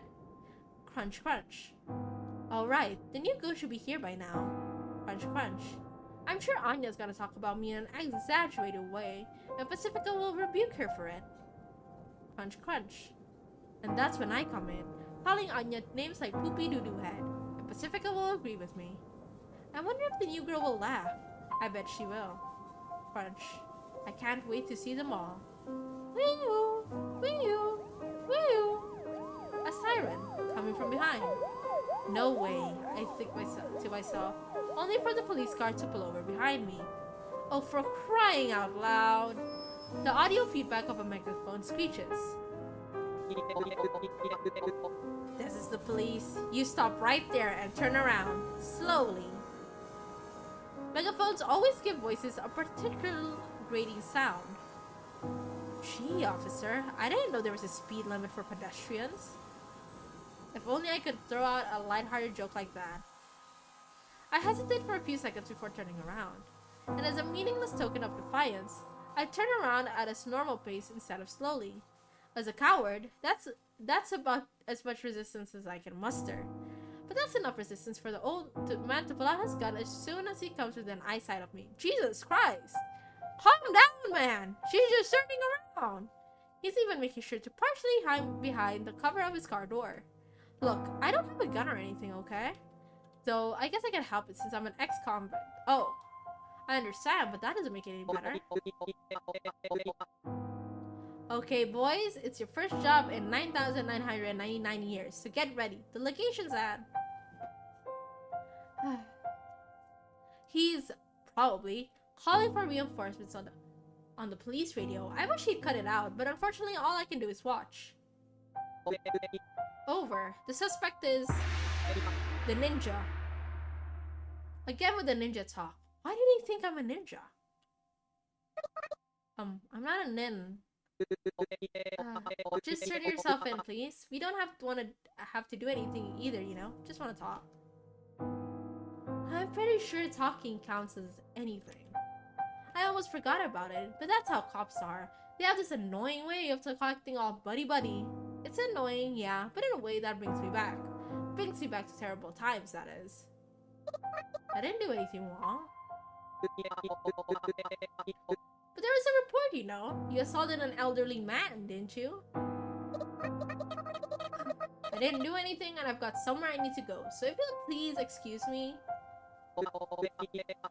Okay, so how do you explain the elderly man slumped out over there? Self-defense? To be fair, it is kind of like self-defense. Everyone guilty of excessive force claims self-defense, you know. But this is a no-but situation. But this is a no-but situation kind of but. This waste of time sluggishly drags on. Sir!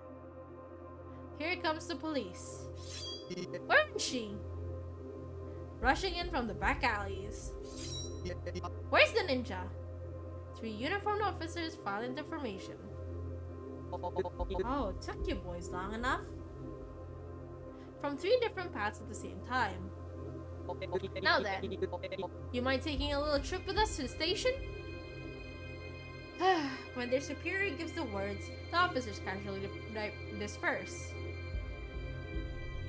They block access to the back alleys, trying to prevent me from escaping, surrounding me, as if I'm a criminal. Or perhaps, a criminal ninja to be specific. 2 of them seems like they're just itching to go. The welcome party must have started already. Maybe they're sad I'm not there. Maybe they're mad. But it's not my fault. When I think about it like that, I start to feel the irritation boiling up from the pit of my stomach mixed in with some other emotion. I want to run away from here. Sorry, but I've got to go. I repeat myself. When I take a step forward, one of the officers takes out his gun as if by reflex. Fast, precise movements, almost like clockwork. It seems to set off a chain reaction, as the other 2 officers also draw their guns. I don't have time for this, so I can't stop now. One officer starts in my way, pointing his gun at me, but I still don't stop. I'll shoot! I mean it! You shoot and, I ask that question, and then take another step forward. He shoots his gun. It doesn't hit me. Dodging gunfire isn't hard as long as you pay attention to the trigger finger and the way that muzzle's pointing, as someone once said. You can't dodge a bullet, but you can dodge a gun. At least I think someone said that. Is it true though? I get the feeling that didn't really happen. In any case, I snatch the officer's gun and kick him in the guts, knocking him out. Underneath his thick clothes and thin flesh, I can feel his bones break through the tips of my toes. Oh. A ninja. You think I'm a ninja, huh? Then you better not complain when I act all ninja-like. You want me to be a ninja so bad? Fine, I'll be your ninja. You got a problem with that? After a moment's delay, the guns start firing one after another. I leap. Since the officers have their sights narrowed to aim, for just a second, it'll probably look like I teleported to them. But a second is all I need. Before they can find where the ninja vanished to, I swoop down and slam my foot into another officer's head, knocking them out. Wow, she is a ninja. I follow up by training my sights on the 3rd officer mid-air and shoot out both his kneecaps. Unable to stop the momentum of bullets, his bones and flesh tear open like a pair of red roses. Only the police chief remains. He must be preparing something behind the cover of the police car. Is that the awkward puff of action of a shotgun I hear? My suspicions are confirmed when I see him awkwardly point a muzzle through the tinted glass. But I don't stop. I hold up one of the felled officers as a human shield as I advance. Do you dare shoot your ally as he still breathes? He dares! I admire your guts, Chief. The police car window shatters. The glass shards twinkle as they dance through the air. But you forget I can leap. Now you have nothing to show for your guts, and his ally's guts are showing for nothing. As I dodge the white spread of shotgun pellets, I looked down at the astonished face of the chief. I braced the lower half of my body for the landing. Why do you look so surprised? This is what ninjas do, isn't it? It's your own fault. I've always wanted to dream, but this is pretty much a nightmare. Before I realize it, I hear that noise in my ears again. My nerves are right on the edge. The soles of my shoes touch the ground. Thankfully, I don't slip on the slope. She just eliminated well, I'm gonna say more than 3 officers, but like technically 3 officers. Yes. Dang, alright. No mercy. For real. This is your own fault. Way before he can finish pumping his semi-auto shotgun again, I've got my gun pushed up right against the chief's temples. Oh, so it's kind of like that story. Please put that thing down. Yes, ma'am. The chief lets go of his shotgun. He also relinquishes his pistol without me even having to ask. What a reasonable guy. I kicked the guns away. It wasn't my fault. Yeah, I believe you. Really. But the priest... Priest? At first I'm caught off guard to hear that name. But it makes sense when you realize that priest has the police in the palm of his hands. He told us to protect the town if the ninja ever got violent. Is the priest the one who labeled me as a ninja? Yeah? Maybe, I guess. I lowered the gun. I put it in my pocket. I dust off my hand. Tell the priest he can go to hell. Huh? That makes sense. Twice a day I send the guy flying through the air. She's just girl boss like that. $7! The police officer yells the name of an obscure marine organism before falling unconscious. Let me spray the bottom of my table because it is full of mosquitoes.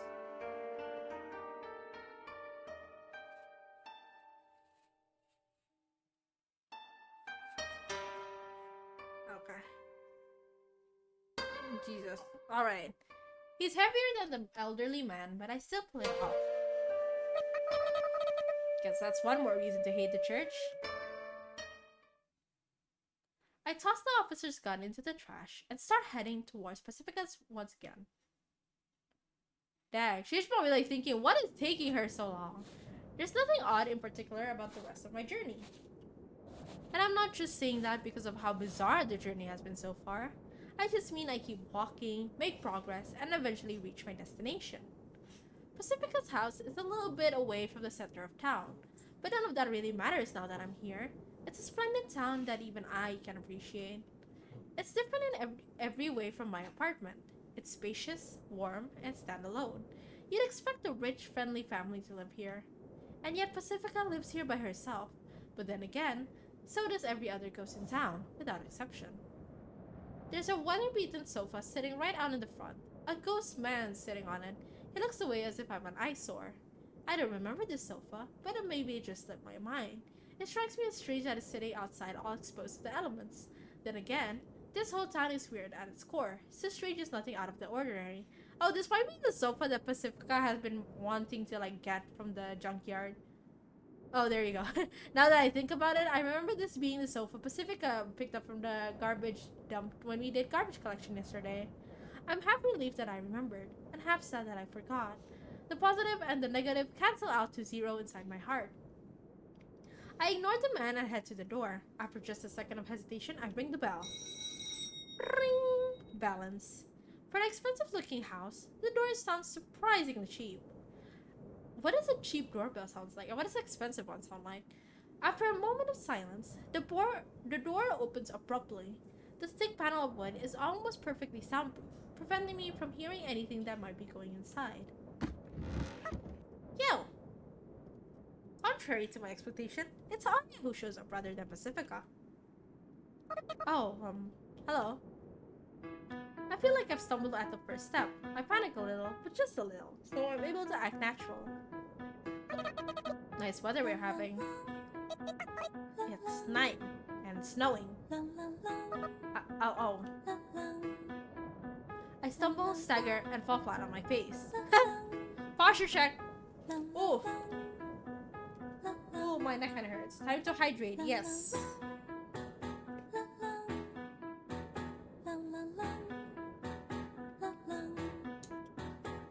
Ah, okay.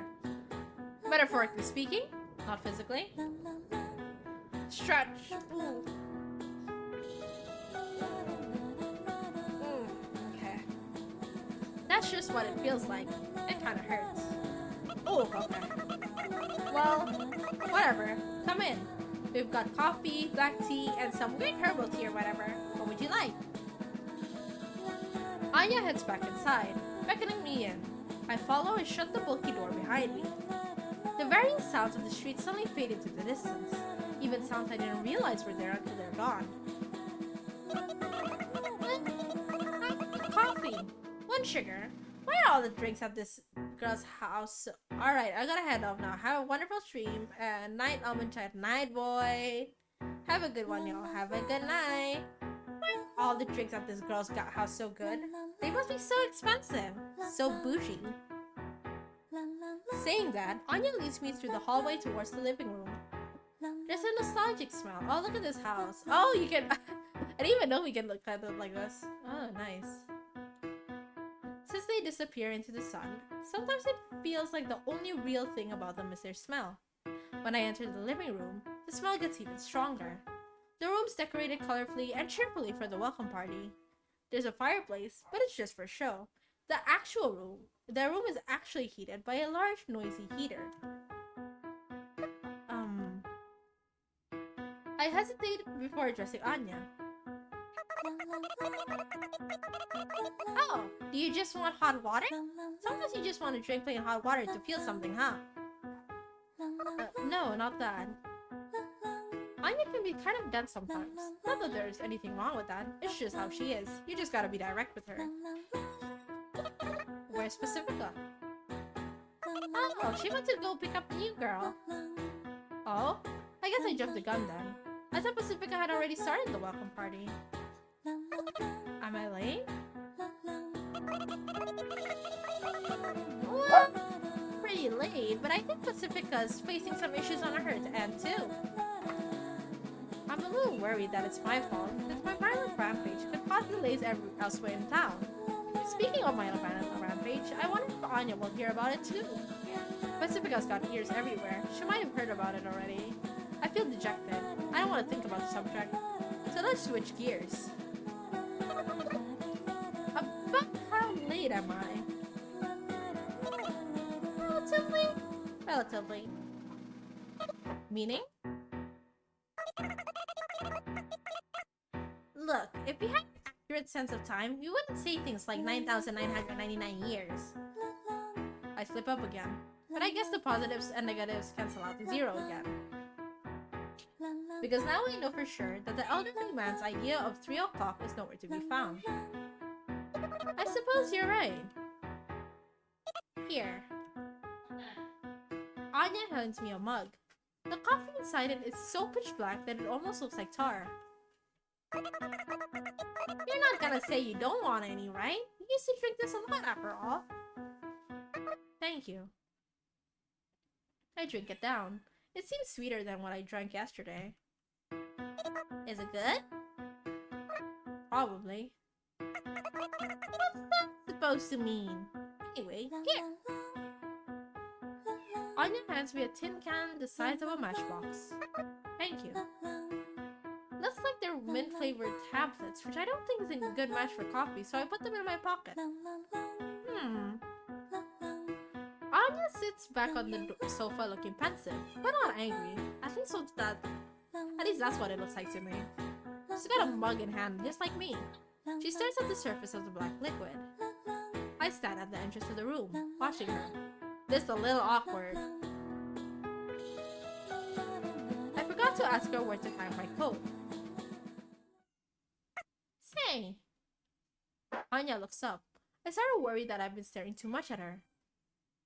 Yes? Sorry, if we're bothering you. Bothering me about what? That's what I should have asked, but I'm a little too late. Anya starts talking again before I say anything.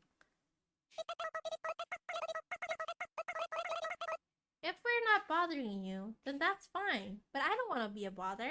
That's just a lose-lose situation all around. Anya talks in intermittent bursts, so it takes me a moment to figure out what she's talking about. Are you talking about calling me over here? If it's a bother, then I'm sorry. You don't look like you're enjoying yourself too much, and you look like you hate it when I talk. I just want you to believe when I say there's no hard feelings or anything. I feel a little hopeless. Though, I don't know if hopelessness is something you can feel just a little of. It feels just like a teensy, tiny part of your heart has been crushed. Overall, you might not be that hurt, but you feel hopeless in that small aspect. It's not like I hate being here with you. I say that loud and clear. I swear it. I suppose the obvious explanation here is that I'm lacking in sociability. I should have smiled more. I should have come here sooner. Anya doesn't know about the scuffle I had outside, so she thinks I just dragged my feet to get here. I don't hate it at all. Anya looks at me. Now it's my turn to look down at my mug. Except I already dragged down most of mine. So I've got no choice but to look back up. Well, okay, but... Anya looks at me again, with sad eyes. Eyes that make me sad too, though not as sad as her. But I wanted to do it. Anya murmurs. We decided that this is what we should do, even if you hated us for it. What you should do? We wanted to make a new friend for you. It's the least we could have done. After all, it's almost been like we had stolen ourselves from you, I guess. I get what she's trying to say. It's almost painfully obvious to me. We want you to have friends. Even if you hate us, we could at least get the new girl to be your friend, couldn't we? But that part, I just can't understand. I'm sorry, I really am. I'm sorry if I'm being too noisy, but still, you got it all wrong. For a moment, I thought I could hold myself back, but I realized I just can't. Oh. I shout. This is all just a big misunderstanding. Yes, this is a misunderstanding indeed. One huge misunderstanding. I hear a voice from behind. Pacifica standing there with snow clinging to her body. Pacifica. If you're wondering why I came back alone, it's because of those poops at the poopy church kicked me out for some poopy reason. Pacifica talks up a storm in a single breath, but she doesn't stop there. And yet I still did my best to leave a smile. What do I see? A stupid client calling out to me even though I said I'm close today, but I handled it with such a smile. Anyway, I came back because I was worried about Sayoko, and what do I hear you telling her? Huh? Look, I just felt like I had to say it. I mean, it's not fair to hide it from her, is it? Fair? I see. Fair, huh? Look, timing is everything when you got something to say. If everyone spoke what was really on their mind all the time, we'd have nuclear warfare and a world where we'd go to bits. A sheer mutual destruction, don't you get it? I'm sorry. Pacifica's angry look causes Anya to completely shrink away. It's kind of sad to see her like that. It's okay. I don't mind at all. I speak out louder than I anticipated. The gloom in my heart seems to have dissipated. I suppose the gloom was blown away by Pacifica's whirlwind of complaints. That must have been her intention from the start. She's always one step ahead of me, huh? She's trying to make me a friend. It makes me happy to think about it like that. Why don't we just leave it at that? If you want me to hurl this empty-headed redhead out of the window, then just say the word. How about it? There's no need for that. You're too kind, Sayoko. Wouldn't you agree, Anya? I'm so sorry.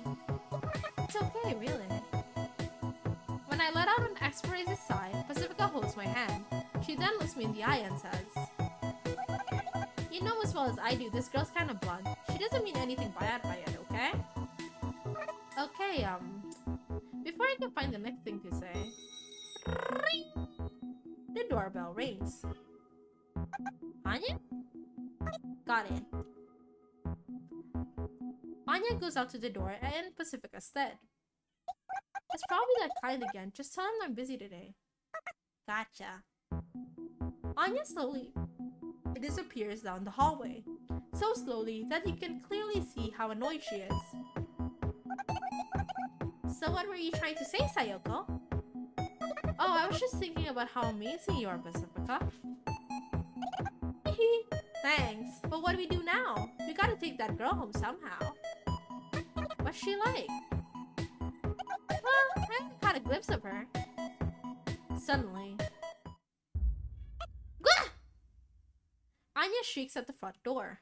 For a second, I think it's the police, but I just incapacitated them, and that Gwe sounds more like a Gwe of annoyance or disgust more than anything. I wonder what that's all about. Hey Anya, what's wrong? Oh, I'll be right there, damn son of a bitch. Oh, an exasperated Anya peeks into the living room. Patsy, you've got a visitor. Oh, there she is! Girly, hello! None. Or at least that's what it looks like. It's obviously not an animal. Thanks for inviting me even though you're busy. Woo! What a lovely house you have. You weren't invited. The small creature is actually just a child. Well, I'm not exactly an adult myself, so am I a child too? I don't think you give off childish vibes though. Do people only see others as children if they think of themselves as an adult? See what I mean? Gah, am I right? What evil have you ushered into my house? Pacifica furrows her eyebrows. This little girl couldn't possibly be harmful, could she? Oh, you must be the ninja everyone's talking about. It's a super honor to meet you in person. As soon as the girl notices me, she speaks up with sparkles in her big round eyes. Probably am. Hi. It's a pleasure to meet you.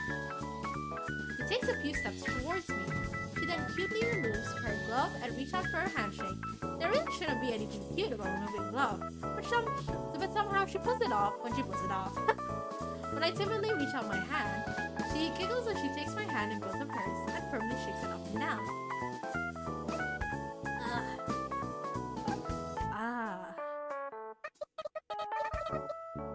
What's with that disgust? She seems like a polite young girl.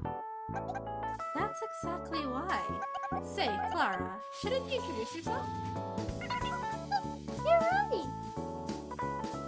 The girl named Clara hops back, straightens her posture, and looks me in the eye again. My cat is like looking at something. Continue.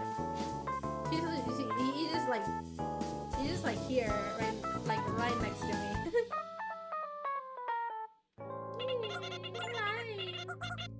Everyone loves her. Meet Clara. My name's Clara. I'm an apprentice nun at the church. Please bear with me as I learn. She bows her head. Not her just upper body, just her head. An awkward gesture for sure, but that awkwardness only adds to her cuteness. She's got a very cute face, but she doesn't seem to realize it herself. It looks like she's just trying her best to please everyone her own way. She's perfect because of her imperfections. At least that's the impression I got from her. See? I'm sure you understand now, Sayoko. Huh. What? You see, this girl isn't clergy or anything. She's just a normal girl, but she's always around the church just because she adores the priest. So you hate her because she's a church's spy? Oh. That's about a third of that reason why, yes. She may look cute and innocent, and she's even modest and unaware of how cute she is, so she does cutesy kitty stuff every now and then. That's why everyone loves her. She's perfect. And because she's loved, her perseverance is unbending. She's so pure. It makes everyone love her even more. I think people hate the kid. Better look, turn off the window dialogue. Oh, that was an accident. I keep getting achievements because like I keep doing it by accident. How do I continue? Fuck. Oh, there we go. Oh, let me try to save. Do I get a reward if I save? Oh, I do. Nice. Save the game manually. Okay. And that just makes everyone around her love her even more and more. So she's happy every day, and so is everyone around her. It's just a happy haha moment. She belongs to RSA or something. There's something blood-curdling about Pacifica and Tanya's explanation. The way they're blocking the exit as they talk makes it feel they're initiating me into some sort of cult. Oh. I suppose that's pretty much the opposite of what they're doing now. Everyone loves that kid. She's cute, cheerful, unbiased with her unconditional love, and she has an irresistible charm. I haven't done anything worthy of the praise. I just want to, be like the priest. Ah. She's got a very cute face, but she doesn't seem to realize it herself. It looks like she's trying her best to please everyone in her own way. She's perfect because of her imperfections. I take another look at the nun in training in front of me. Why is it a bath scene? Huh? She kind of pisses me off. I know, right? I think we've come to an understanding. I mean, she's just trying her best, you know? So basically it boils down to how it makes one feel to see this perfect little girl living her perfect little life. I can't even be mad at her because, like, she's just vibing, you know? Many people will probably think she's cute, but some won't. So you're projecting and using her as a scapegoat for your own inadequacy? You could say that. Well, I guess it is kind of creepy for everyone to like someone, so I guess that's natural. I won't deny it, but I won't apologize for it either. Okay, let's all sit to this fireplace. It's been a while since that thing has been useful. What joke? Oh, come on! That... Anya looks upward pleadingly, as if she's given up on everything. She then shuffles over to the sofa and collapses onto its soft fabric. Clara sees that and says, "Miss Anya, you're so funny!" Which only causes Anya to groan again. Well, anyway, I've been so all the way out here today, I've got a bit of a hunch. Pacifica crosses her arm and gives Clara an ice-cold glare. But Clara just looks back at her without batting an eye. I can't believe it.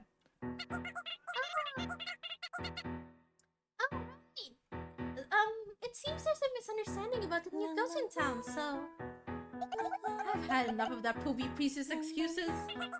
The priest isn't poopy! The poop isn't priesty. He's a priest! He's a poop! Priest! Poop! Priest! Priest! Poop! Priest! Poop!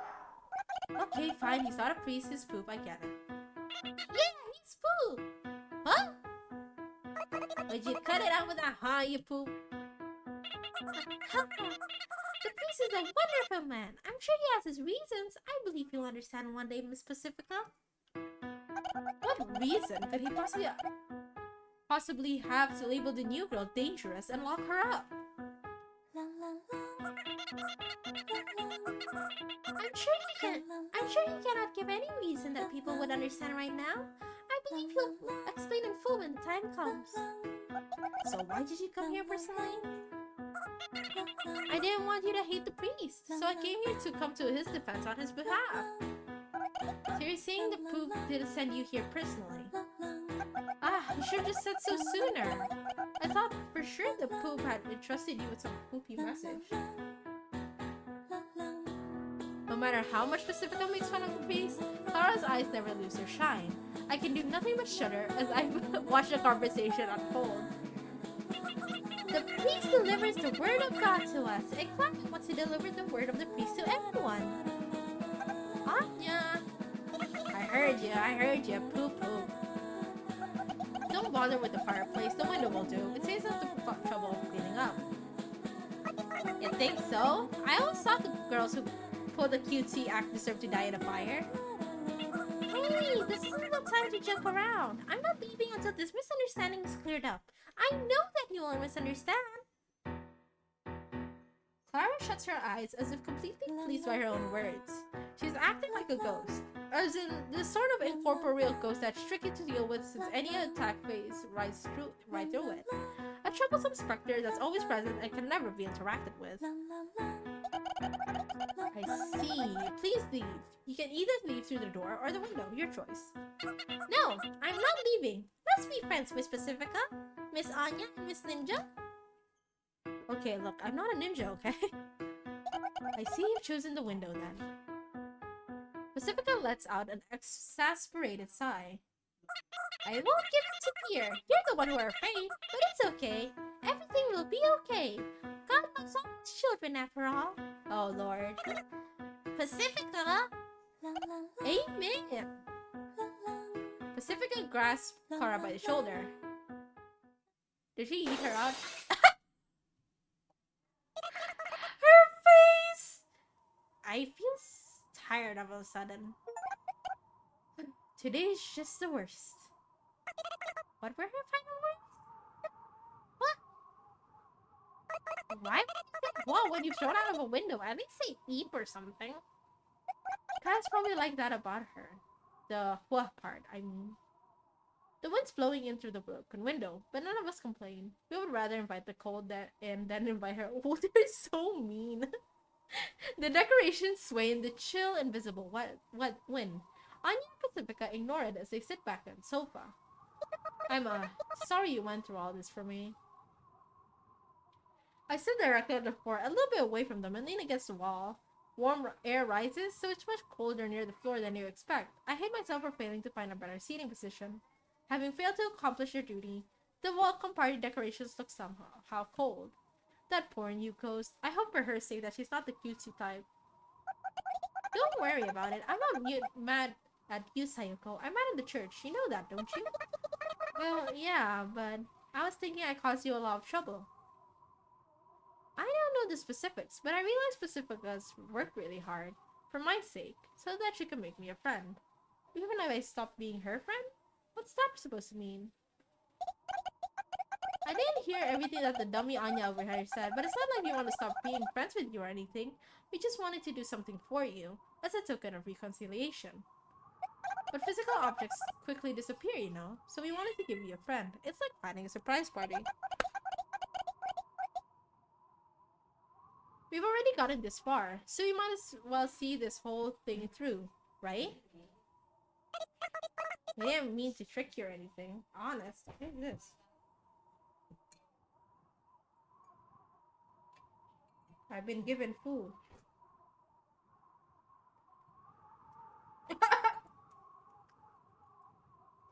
I've been given spicy food!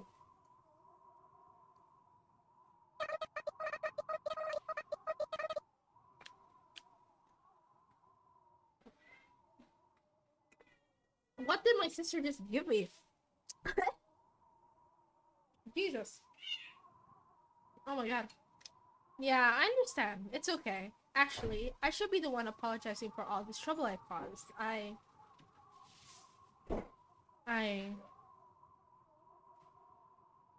Before I can finish that thought, I sink into silence. Oh. I'm cold. The heater's on. But that's just like bailing out on a sinking ship with a thimble. It's too cold for comfort. Aren't you cold? Why not sit over here? Yeah, that's right. Pacifica and Anya scooch over and make some room for me in the middle. It should be much better than the floor.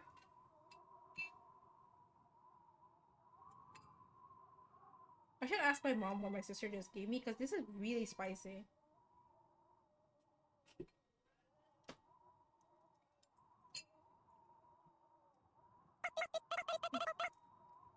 And we all might be warmer if we share body heat.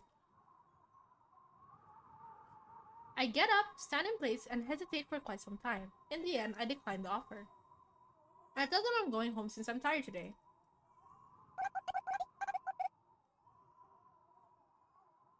Okay, sorry about today. I'll plan a bunch of stuff and get it all prepped by tomorrow. So please come back once you wake up. I'll be waiting.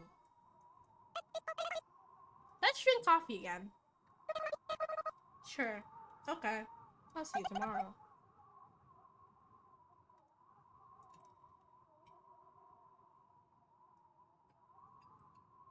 Wait, let me walk you.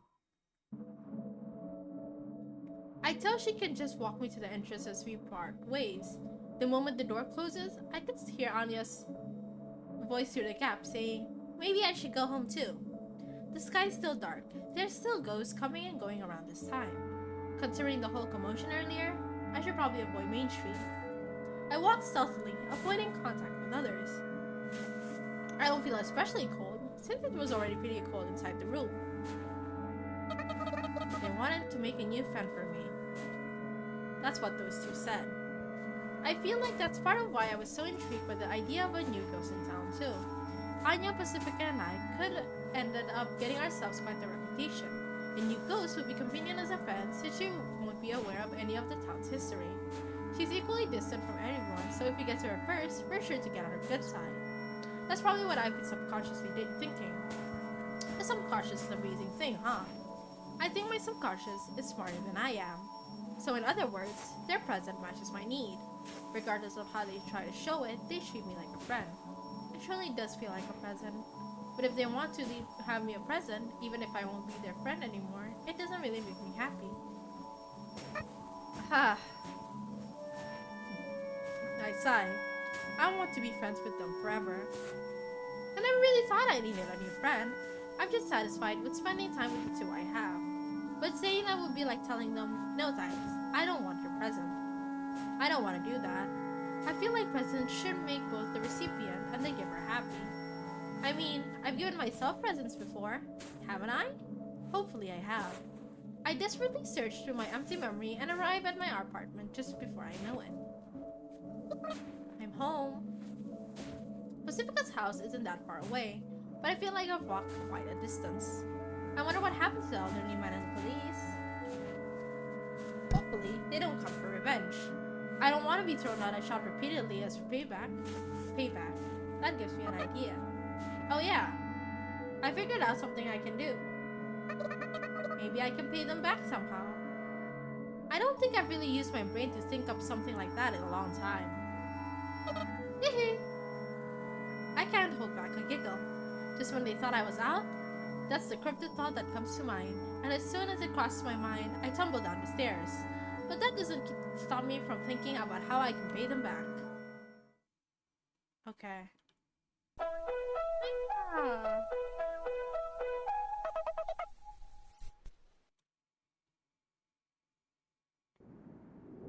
Even later at night, when maybe 60 or 70% of the ghost sounds are asleep, a man stands in front of the entrance to the church, one of the biggest buildings in town alongside the station.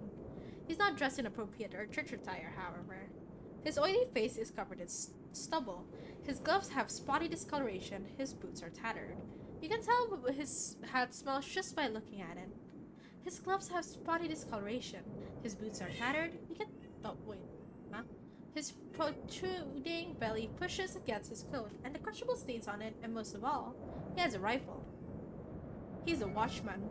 They're seen at the church from time to time. Whenever something happens, watchmen stand guard in front of the church. These men patrol the church with guns, neither the clergy nor parishioner. The men don't know why they've been deployed. But the priest has ordered them to guard the church, so they guard the church, even if it's empty. The priest just has that much influence in this town. This particular man might look dumb, but his eyes are good enough that he doesn't need glasses, so he notices the boy approaching. Hey kid, no unauthorized access today. With great difficulty, the man tells the boy that the access is restricted. But I would like to pray. Can't you make an exception? The boy shyly pleads with the man. No can do, sonny. No, can't let nobody pass through. The man grips his rifle and thrusts it, threatening the boy, but the boy doesn't falter. The man can't read his facial expression since the boy's cap is covering his face. I didn't say there would be anything in it for you. The boy speaks. Please take this. Is that a pill? With 3 white pills inside. They're top quality. This is a Pokemon trainer. What's a Pokemon trainer doing over here? Oh?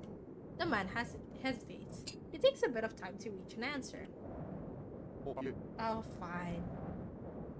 So you let me through? Just make it quick. The man clears the way.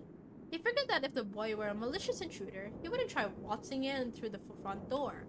Or perhaps another reason is that the man was already looking forward to enjoying those pills. I'm gonna try to attempt to eat whatever my sister has served in front of me. If you hear me cough, I may not be dying. Good luck.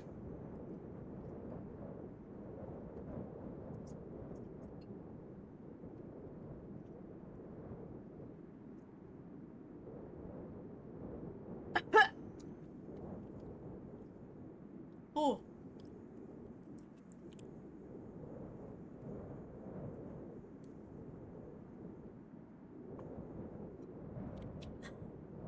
Oof. Oof. Oof. Okay.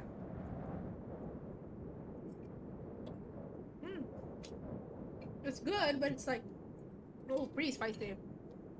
And thus, my infiltration of the church is a success. Whew. Just like a ninja. That sigh must have broken my concentration, because my disguise,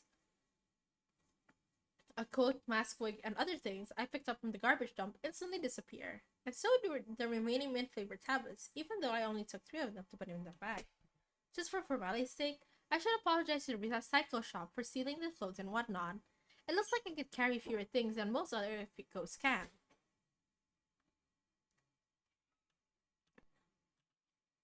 Though, I guess maybe I've only forgotten the fact I'm just remembering it, but I don't have time to get lost in thought about it like I usually do. Because I hear someone, or rather, I hear and see someone at the same time, and just the sight of that person alone is enough to make me sick. I'm gonna guess it's a priest. What brings you to the church this late at night? Ah! He looks kind of fine. He kind of looks like Draco from Harry Potter's dad.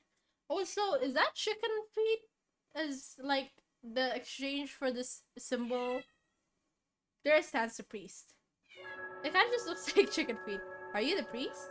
It'd be a stupid question to ask that, so I don't. This priest matches the priest in my fake memories, so this priest must be the priest. He reminds me of a long dead lion. His swept back hair looks like a mane.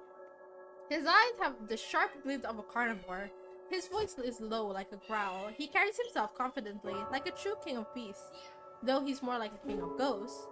This king, who appears to be around 30 years old, stands like a priest, with his hands held behind his back as he talks to me greatly. How strange. I believe we had already closed for worship today. When the priest moves, I smell the scent of dust and burnt out candles. While I hate the church, I don't hate the smell. They let me in because I said I had some here. I see. Rules and rules. And upholding the rules is a watchman's job, so I can't have a watchman helping someone break the rules. He must be reminded of the rules. Oh, did I say the word rules too much? The priest laughed. I can't help but laugh too. What is this feeling? He looks at me with composure and magnanimity. This feeling, yes, he's like God. I heard he got quite violent downtown today. And that's something about him I hate. Why did you leave your room? What? As soon as the priest says that, his composure and magnanimity disappear. It's like a switch has been flipped. He's ready to take on the ninja that killed an elderly man and the police. Composure and magnanimity. Their things are stolen from him. I'm just a little bit happy. A friend suddenly came for a visit. I tell him the plain truth. I thought something like that would never happen again. I thought I sealed away the evil. Oh, what? The priest keeps staring at me. I don't think he intends to take his eyes off of me for a moment, not even to blink. And at the same time, it looks like he's looking through me and back to the day. I wish I could see it too. I wish I could reclaim my past. There's something scary about the existence of an unfamiliar me. You've changed quite a bit since I last saw you. For a moment, I didn't recognize you. But I surmised if anyone was going to pay us a visit, it would be you. My chest hurt, like a tooth cavity. Like a long, drawn-out pain that will deprive me of sleep. Oh, you can do this. Oh, interesting. So that must explain why Pacifica and Anya seemed hesitant to get in touch with me. I've changed, and probably not for the better. Those two are nice, so they won't talk about it. I didn't notice. Those two have been watching over me, and the current me has just been taking advantage of their kindness. The me that those two talk about is just my empty shell. They embrace that shell, put on smiles, and explains that should be common knowledge. Ah, this pain. Is it my heart? I heard someone say that the heart has no sense of pain, but that can't be right. But something has to hurt for me to feel this pain. Where is the pain? I can't tell where it is. I can't heal it. I hate this. The you ghost is here, right? Give her back. I speak in a firmer tone. I want to get out of here as soon as possible. Give her back. But she's not yours, and you've never even had her. She's dangerous, maybe even more dangerous than you. I need her. For what purpose? My friends need her in order to help me, so I want to help them get her. It's a strange thing to say, I know. Maybe I'm broken, but this is the answer I've come up with, so please don't interfere. I see. The priest says in expectoration. He's probably stopped trying to understand where I'm coming from. I cannot allow you to take her. She is a witch, a disruptor of the town's peace. I must seal her away. Peace. What is peace? We're ghosts. We don't die if we're killed. Does peace even exist for us? If so, then isn't every ghost already forcibly sealed away inside of this so-called peace? God is testing us. Until the day we earn His mercy, I must guide the townspeople to protect the peace and live modest lives, for that is my purpose. The priest looks at me arrogantly, with his hand still behind his head. He may be cautious of me, but he's calm. He has people to support him. He has a purpose to live for each day. He has a fulfilling life. I can't lose to someone like that. When we earn His mercy, He will lead us into paradise. This is just faith, but we make it visual novel. By spreading His word to one more person, we can live better lives. And I intend to hold out until that time. Each sin cleansed is another step towards paradise. Even someone as empty as me can realize that, so I pour all my nothingness into it.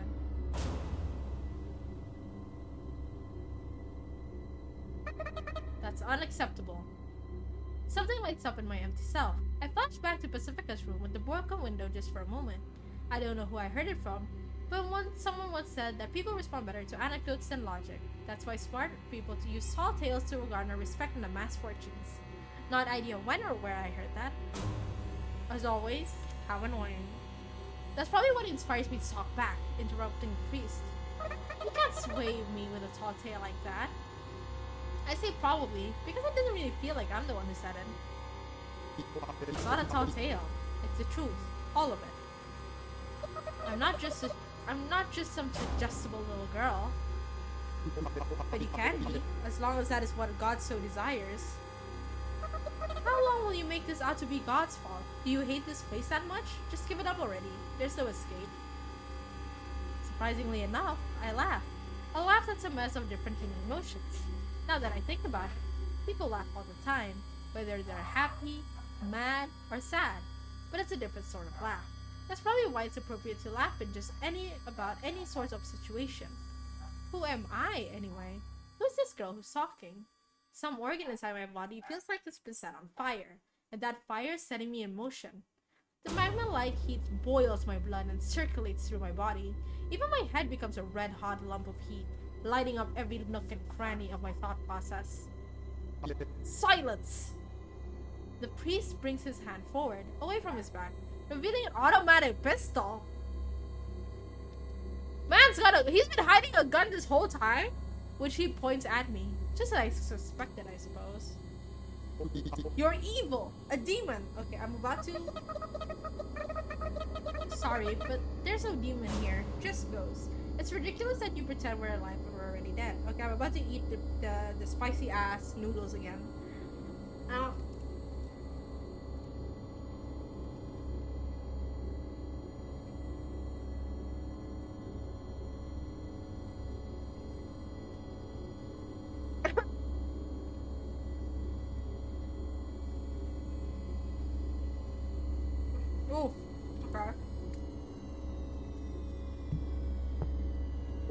Our souls are alive.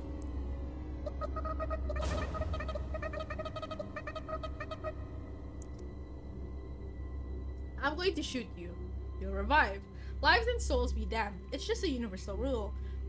The same things that happens to objects happens to us. I'm motivated by something more precious. The likes of you could never understand how I feel. The priest has completely lost his composure, his magnanimity, and his high horse. He's no longer a lion, just a man. He's just a man, which is why he must rely on a gun. A god wouldn't need a gun. I feel good, satisfied. Perhaps this is how it feels to rob someone of something truly precious of them.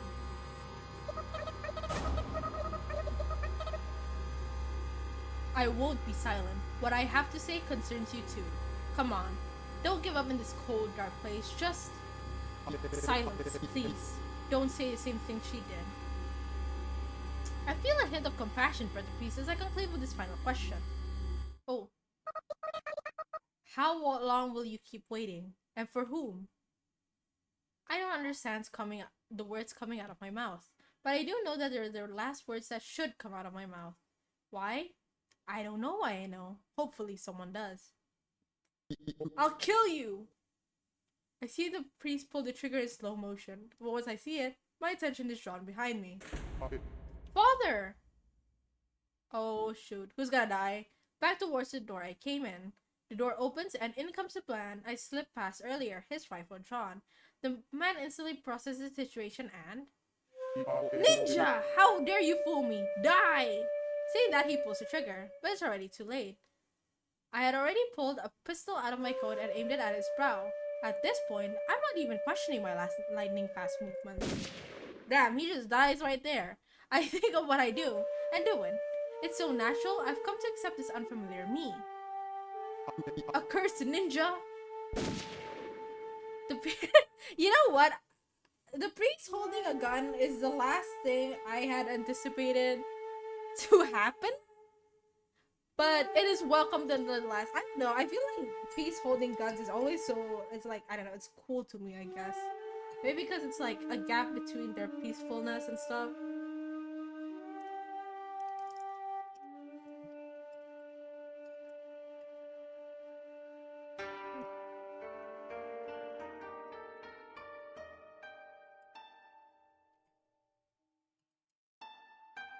Okay.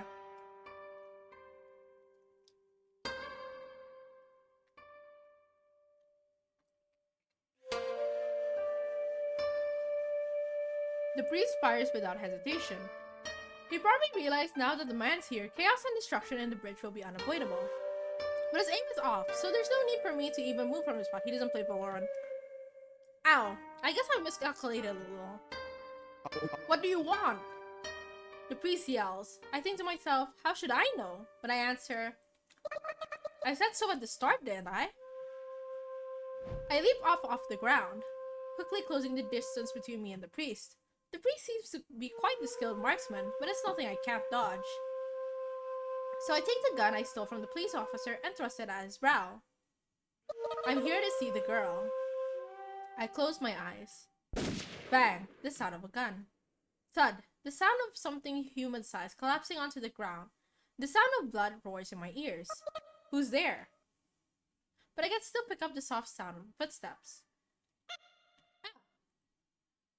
A perfectly cute voice. One that I remember. It looked like something's in the darkness of the pews. Ka-thunk. I hear some sort of machine starting up. After a moment's delay, a siren starts to roar. Someone must have pulled on a fire alarm or something. I'm sure the police and the priest's followers will come rushing in soon. Clara, stop the alarm. Right, if someone's in the church, it's probably her. I open my eyes. But from the darkness, I hear her feeble voice protest. You want to be my friend, don't you? But she sounds hesitant. Stop it. I aim in the direction from which she's hiding and fire. I didn't hit, but that's fine. The sound stops. I know that this sort of alarm can be switched off manually. I step towards the darkness. It doesn't look like she's going to run away. Or maybe she can't. I step up to Clara as she desperately tries to keep standing on her shaking legs. Miss Sayoko, please apologize. I'm sure everyone will forgive you if you step down now. It'll be fine. I'm sure everything will be fine. Lead the way. Let me help you, Miss Sayoko. I made a flower out of paper. You can have it. The offer is somewhat attractive, actually. I imagine myself apologizing and everyone forgiving me and loving me like they love Clara. But then Pacifica and Anya would hate me, so no thanks, I refuse. I said, lead the way, poophead. Oh, dang! Dang, what is it? Why do you hate Clara so much? She's just like vibing. I strike Clara in the face, making a proper fist in my hand, of course. Clara flies back about half a meter.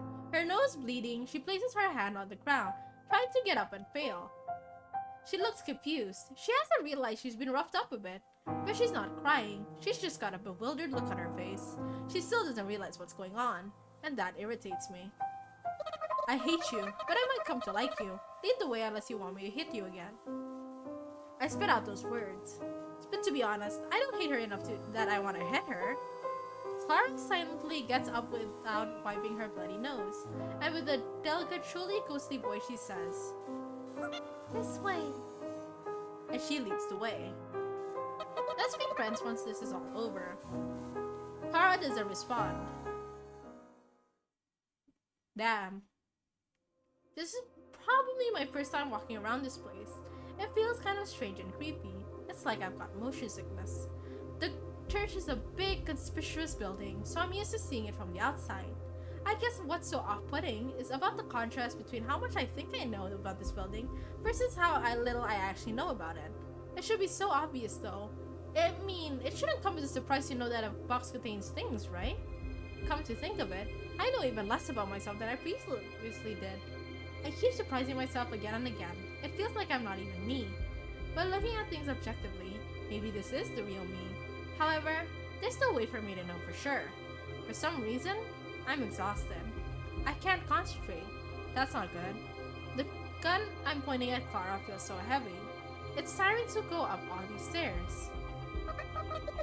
How many floors does this building have? 4. We're on the 3rd floor. It seems like the central staircase is the only staircase connecting all the floors, which severely narrows down the available escape routes. Looks like Clara's nose stopped building while we were walking. We quickly advanced forward. I've already given up memorizing our way back. Neither of us say a word. We're here. Clara speaks plainly as she stands by the door. She looks like a robot who's almost but not quite human. Her current mental state must be like what mine normally is. There's not that much of a height difference between me and Clara. Her hair is the same length as mine too, even though it's a different texture. If I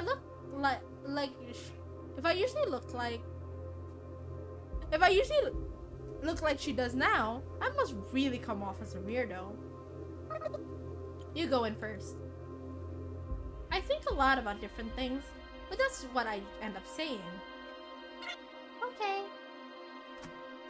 Clara opens the door. She then puts her hand together and bows. After a moment's delay, I realize that it's out of deference to me. Pardon the intrusion. Oh, this is the same place we started. Warmth flows in through the doorway. The heating must be on. Someone's in there. Someone I came to see. Pardon the intrusion. I can't help but say that now Clara said it. Something akin to dread suddenly overcomes me. After all, despite all I've come to see her, there's no guarantee that she'll see me in a positive light. Who would she trust more, the church that combined her, or the girl who comes barging in with a gun and a hostage? I'm curious to find out, but I've got no idea what to expect. What if she's completely unlikable? I don't know if I could get along with her then, or maybe I should stop be worrying about me being the completely unlikable one. I hear a voice. An unfamiliar voice, the voice of the new girl. I suddenly cast my eyes down. You have a visitor. You must be cold. Come in, don't be a stranger. Yes. You in the back too. I look up by reflex. In a single moment... Wait, hold on. My cat is disturbing me. Therefore, she must be outside. look at what you've done. Little kitty cat. Little kitty cat. It's the mess all around. Back. Anyways. Oh, my neck kind of hurts. Oh, okay. I look up my reflex. In a single moment, I think about a lot of things. In a single moment, I forget them. Like sort of a flashback. By the time I realize that this is exactly what anxiety feels like, I can already see the girl. I intended to be more mentally prepared when I first met her, but things have been shall we say, sudden? I'm so nervous, my eyes start blurring. In my blurred vision, I feel like I can see many different things. Like rain, or school, or summer heat, or laughing with someone. And like a dream, they all suddenly come to mind and disappear as suddenly as they came. But why? The fearful me is already the usual me. I remember how comfortable being fearful can be. Congratulations! She looks at me. The strange newcomer. Meet the townsroom newcomer. At the very least, she's smiling. Sorry to keep you waiting. I give an odd reply, perhaps due to the tension. Why would I say sorry to keep you waiting in response to congratulations? But for just a second, it seemed like the proper thing to say. I just don't get it anymore. That might explain why I'm smiling, or maybe it's totally unrelated. I don't know. Either way, we both smile. I'm no longer afraid. I stare at her for a second. She's got big eyes, round girly cheeks, and a smile that makes you happy just by looking at it.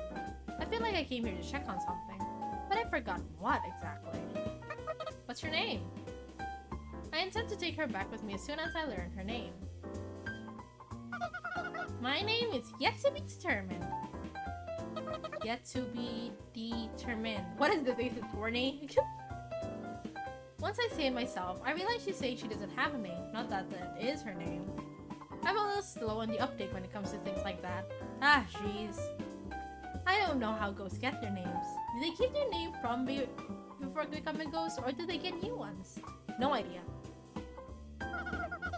So, Miss Yet to Be. So, hey, are you two free right now?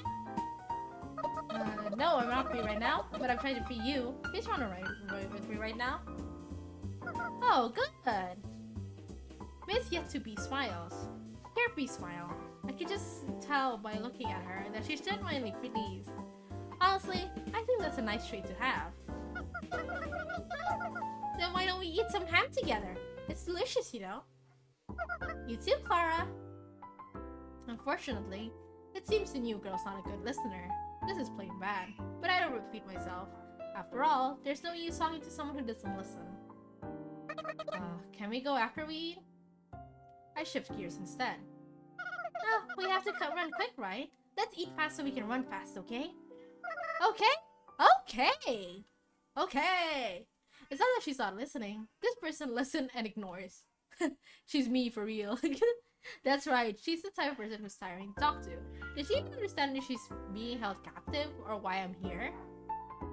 Okay, I get it. Let's eat. There were no rifle shots, just a few pistol shots. The alarm got shut off quickly. We went straight to this room. I made sure that Clara didn't take a roundabout route by time. Backup will probably be here before long, but it's not here now. There are many worries in this world, but I knew that very few of those worries will actually come true. Clara? Yes? Eat, like your life depends on it. If I do, will you surrender? She says something stupid, so I pistol whip her with... I feel bad for her! She's just like... she's innocent in all this. I didn't have to think about accidental discharge, since the gun's actually already out of bullets. I'll think about it. Don't hurry. Okay. Fresh blood flows out of Clara's nose. Ta-da! Once the table is abode in ham, its smoky scent can be smelled from 10 feet away. Most of all, its size is overwhelming. Meat is a precious commodity in this town. You would think it makes sense for ham to be in this town since it's literally dead meat. But despite the fact that you can find freeze-dried, canned and frozen meats everywhere, you rarely see meat as meaty as this. Pacifica lives in such a nice house, yet I doubt even she could buy something like this. It's too big for me to eat by myself, so I'm glad you two came along. How did you get this? Gave it to me. The priest? Oh, so that's who he was. That's kind of funny. As we sit down at the table, I keep my gun thrust at Clara. Yet, Miss Yatomi doesn't even address the elephant gun in the room. I don't know if she's ignoring it or if she just thinks it is what it is. Everyone's got their quirk. Maybe if you figure out someone's quirk, you can figure them out. But I guess for some people, their quirk is being quirkless. Clara clearly has no appetite for the feast before her. Neither do I, but at this rate, this ham's not going anywhere. And so, if you quickly, I put the gun down. You shall eat then. Clara reaches for the knife to cut the ham. She awkwardly cuts the ham and starts gulping it down like a garbage truck. Oh, you've got such a good appetite! Miss Yasubi cheers and pours the bottle into a glass. Let's dig in. I start eating the ham too. Yup, let's do that. Miss Yasubi starts eating as well.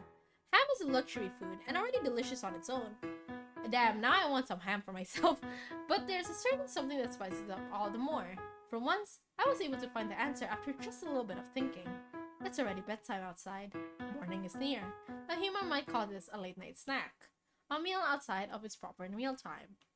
I just remember that midnight snacks are especially yummy, but I'm sure I'll just forget again soon enough. I feel like that something like this has happened before, but unfortunately I can't remember. Phew. Once I finally managed to swallow an overly thick slice of ham, I let down a big sigh. We finished half the ham. I'm concentrating. That's a rare occurrence for me. Tonight's just full of rare occurrences. We're eating ham. There's a ham on the table as big as my head, and we're eating it with such gusto in order to escape quickly. The world is silent save for the clattering of tableware, the chewing of ham. Oh wait, this is just a repeat of the beginning, I think. Wait, let me... Last spaghetti spice.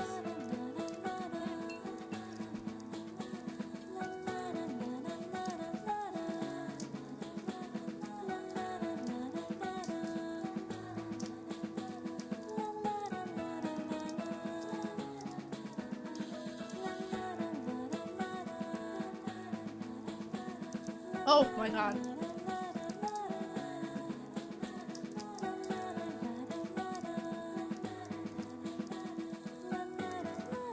Oh, that is so spicy. The world is silent, save for the clattering of tableware, the chewing of ham, and the occasional crackling of firewood. It's almost as if everything on the outside has been annihilated, and the world only exists only for us to eat ham. And when I say us, I mean me. Miss yet to be determined. And if crying Clara with a bloody nose, she's the one eating the most.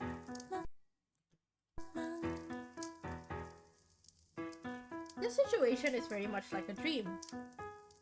The softness of the high pile rug seems to numb my senses. It's like a dream. I ponder that thought again. The situation we're in is indeed like a dream, but is that a good thing? At least, that's what I think to myself as I prod Clara's temple with my gun. Eventually, we finish off the gigantic ham. That was delicious. Yes, yet to be strokes your belly in satisfaction, while I try to do my best to keep myself from throwing up. Clara's probably in the same boat too. You see, Miss Yet-to-be quickly got full and excused herself. Afterwards, she watched us eating and said things like, "You two can really eat, and is it good?" So Clara and I ended up finishing off the majority of the ham. Now then! Miss Yet-to-be steps up from her chair and claps her hands together. Bring! The stopped alarm starts ringing once again. Please wait here. Clara, if you run away, I'll kill you 9,999 times. I run up the room and check what's happening outside. I can't sense anyone on this floor. The priest's corpse must have been spotted by now, and it should be clear that I'm the one who killed him. I think to myself, if I were the backup forces, I could actually go up the stairs to corner me. There's no time. I rush back to the room and take Clara and the new girl. Oh, my suitcase! Miss Yet-to-be says that right as we're about to leave. No, it'll just hold us back. I'm in a tight spot here. There's no guarantee I can collect her and her baggage. Can we come back for it later? I decide to lie. We can come back for it anytime. Okay then. Just a little white lie. What's nothing. A gunshot rings out from the lower floor. They must have found the corpse. After that first shot, several follow after it. Then I hear something break. Sounds like they've got shotguns. That's not good. I guess they must have mistaken something for me. They ought to keep a cooler head. But that just goes to show how much they fear the ninja. Good. Excellent. If you want me to be a ninja, then I'll play the part. Being bloodthirsty is simple. It's kinda nice actually. Makes you painfully aware that we're dead. The gunshots stop. I hear men's voices. They must be arguing. Maybe they're pretending to clear the area. But I think they should keep it quiet. Sounds pretty dangerous down there. Was yet to be barbarous. Don't worry. I continue. We're going up. If we can't go on, down, then our only option is to go up. I'll show you the ninja's true potential. Miss Yet-to-be leads the way as I threaten Clara to keep going up the stairs. Oh! Clara tumbles, probably not on purpose. Her nose starts to bleed yet again. Maybe she plans to die from nasal blood loss. Over here, 4th floor! But as a result, our pursuers have spotted us. I pick up one girl in each arm and dash up the stairs. I leap through the first door I see without hesitation. They don't chase after us immediately. Maybe they want to be sure they can overwhelm me. Or maybe they're thinking that they just need to block the center stairs to connect them. That's an extremely logical thought. As long as you don't expect the rat to go even higher. What is this room? It's the priest's room. I see. What a lonely little room. Just a big desk and a full-length window. Actually, I guess since there are several lonely little rooms, they're not so lonely or little when put together. I stare out the window. Things don't look so bad outside. In fact, it looks better than what I expected. I feel kind of pumped up. I'm sure I can pull off whatever I'm about to attempt. Miss Yet-to-be gleefully cheers as she jumps onto that sofa desk chair. Well, whatever. I've got an idea. Stand here. I place my hand on Clara's shoulder. There's not much of a height difference between us, so our faces are close. I look closely at her face. I'm sorry, Clara. Miss Ninja? You must be cold. Here, you can wear my coat. I take off my coat and I am instantly reminded of just how cold this town can be. Now then. Hey, what's the plan? How do we escape? I don't have time to answer Miss Yet-to-be. Any last words? I ask Clara as I hide under the shadow on the desk. With my eyes still trained of her, of course, I don't take my eyes off her. Clara tries to speak, but she just fidgets and fails to say anything in the end. Time sluggishly crawls off. Miss Yet-to-be looks at me with concern. I want to give her some reassuring words, but what comes out of my mouth is anything but trustworthy. Everything will be okay. By the time I say that faraway footsteps are already upon us. There's somewhere between 6 and 8 men on the other side of the door, and they must be armed with rifles or other guns. Any last words? I swivel my head to face in my direction. I'm sorry, but now we're playing on the same field. No, it wasn't me who swiveled her hair. It's just Clara. Dressed by me with a similar hairstyle similar to mine, but the resemblance is uncanny. I'm sure we'll meet again. Maybe we can be friends then. She does look like me. I hope you'll understand one day. What's she gonna say? You're crazy? You have no morals? That makes sense. I've studied human rights, but not ghost rights. We're clearly killing off Clara? Slam. They kick the door in. I do have last words. Clara speaks. Poop head. What's that supposed to mean? I laugh. I don't think I can do anything but laugh. I guess maybe Clara really does understand after all. I hide my head under the shade of the desk. I firmly push down Miss Yet-to-be's head. Oh, that poor girl. Miss Yet-to-be's head so that it doesn't come back up.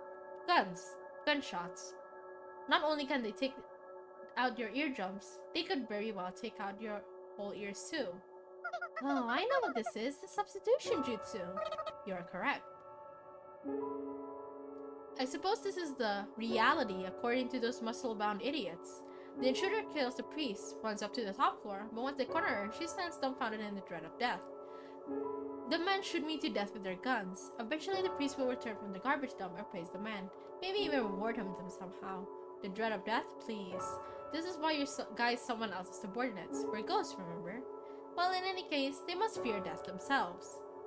Which is why they shot at me. They must have heard the stories of me being a ninja. Oh, I feel so bad for Clara. Oh, man. And to hide their fear, they shot at me with an unreasonably amount of bullets. It all happened in a flash. The desk is big and sturdy, so there's no worry about getting hit with any bullets that ricochet or pierce through the wood. So I looked towards the window. Several of the bullets went for Clara, hit the glass instead. At least one of the men must have had a lousy aim. Beyond the glass is the same town as ever. It looks more beautiful than it does from my apartment, but it's just a small little ghost town. Ow, ow. Oops, I loosened my grip. Miss Yet to Be nods her head as if to say, I know, I know. For some reason, that makes me feel relieved. Nothing like a holy woman going down, huh? Correction, I don't think I feel relieved at all. The muzzle flash illuminates the scattering blood. It's my blood. Or rather, the blood of Clara disguised as me. It kind of makes me feel sick to think about it like that. Bullets rain down upon the bulky grass. Cracks form here and there before it finally shatters, thus illuminating the barrier between us and the town. Or perhaps I should call it the barrier between us and a sudden drop. But either way, it's a barrier we don't need right now. And at the same time, I hear something collapse behind us. I don't want to look. She's not just a nun. She's Clara.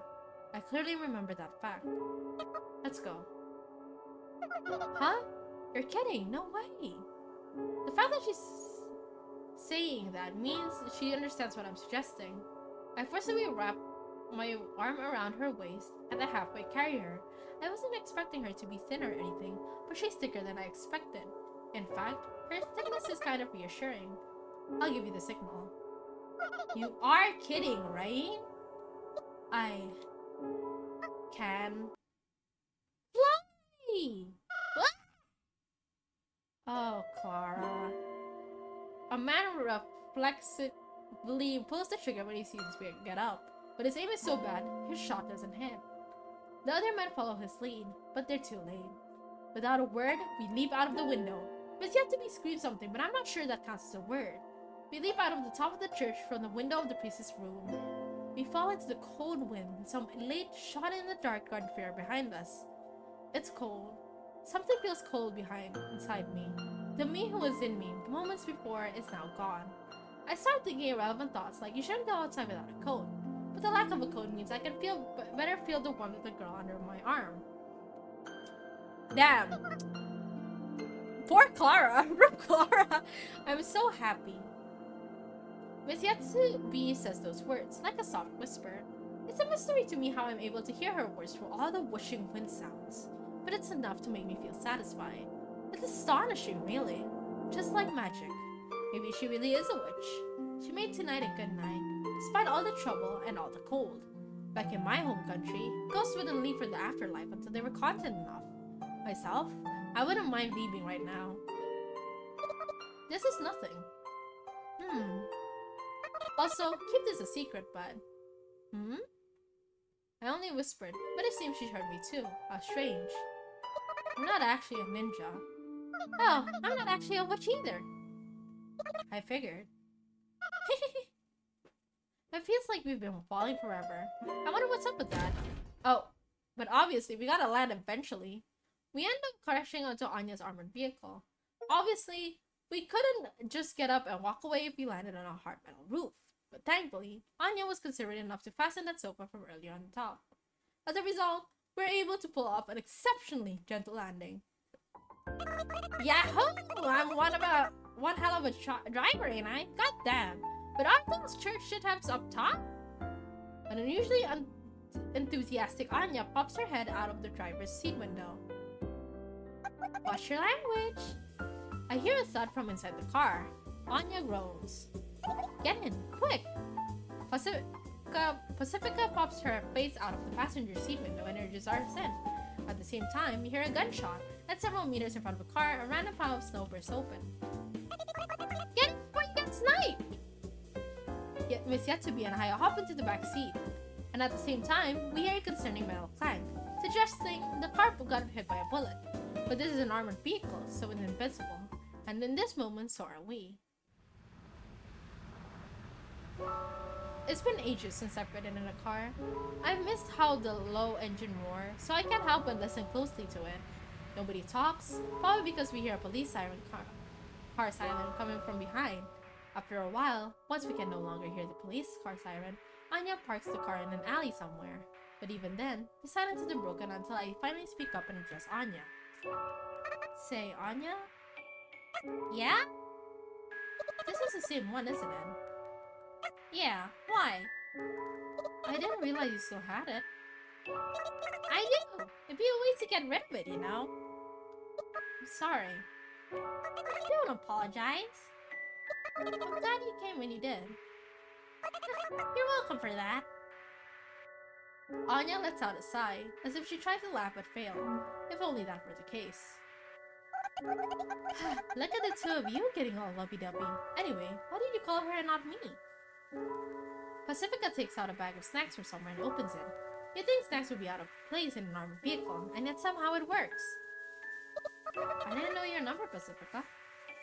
You could have just asked Anya. I was in a hurry. I had to prepare a disguise, too. A disguise? I disguised myself and handed those mint-flavored tablets to a watchman as a bribe. Then I put a new ventilation hole into the priest's skull and turned the nun into a colander. It's not until I finished talking that I realized, oh crap, I should have said that. What I did was a small-scale insurrection, far from what any normal person would call ethical. I don't think those two would easily prove my actions here. I'm sure they were expecting something a little more peaceful. I get the feeling I should have lied about it, but I don't want to. For real? Good thing we're friends. Anya says that so casually. Thank you. So I casually respond. Anya grumbles something about priorities. Hey, Sayoko, you said I'm going to jump, so bring the car behind the church, right? After I got it home from Pacifica's house, I called Anya on the phone. That's right, that phone is a direct line between me and Anya. Anya quickly picked it up, and I quickly hung up. I finally understand why you keep avoiding the phone. I must be the type of person who's not good with phones. Did you think that Anya of Green Gables here will understand what you meant with that one sentence? You know what she said to me when she came for me for help? Pacifica munches on the corn snacks quietly, yet angrily. Yeah, I said, what's that supposed to mean? Exactly. If we did exactly what you said, we'd all be in jail right now. You understand? Pacifica opens up a second bag. It's yet to be reaches for the bag, only to get her hand slapped away. Eep! That's why I came to you for help, okay? And I'm the one who told you to tie a soap on the roof. This girl was just going to bring the car as it was, you know. She got booked for brains, remember? That's fine. No, it's not! Wait, let me pee. I need to pee.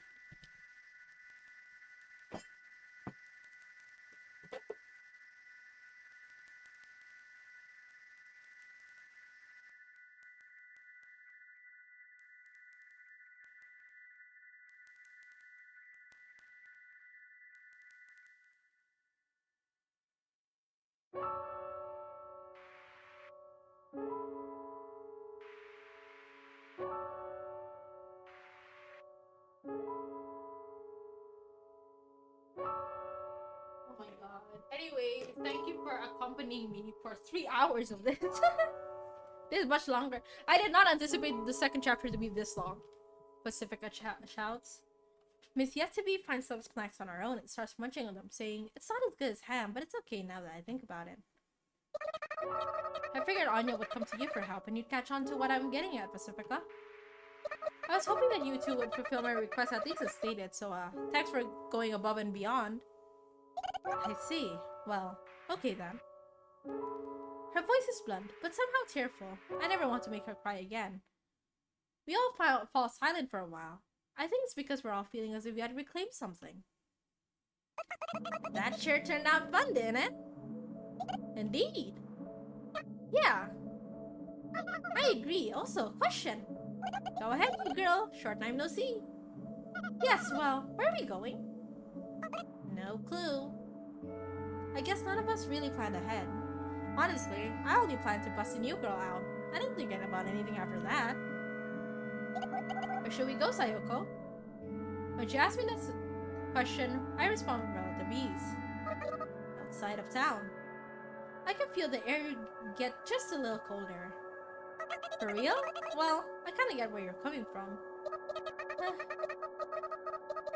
I don't remember what happened that day, so I want to try going out of town to jog my memory, I guess. Huh? What? Their faces freeze. What's with those looks? We don't remember. You don't remember what happened or what made you go, you know.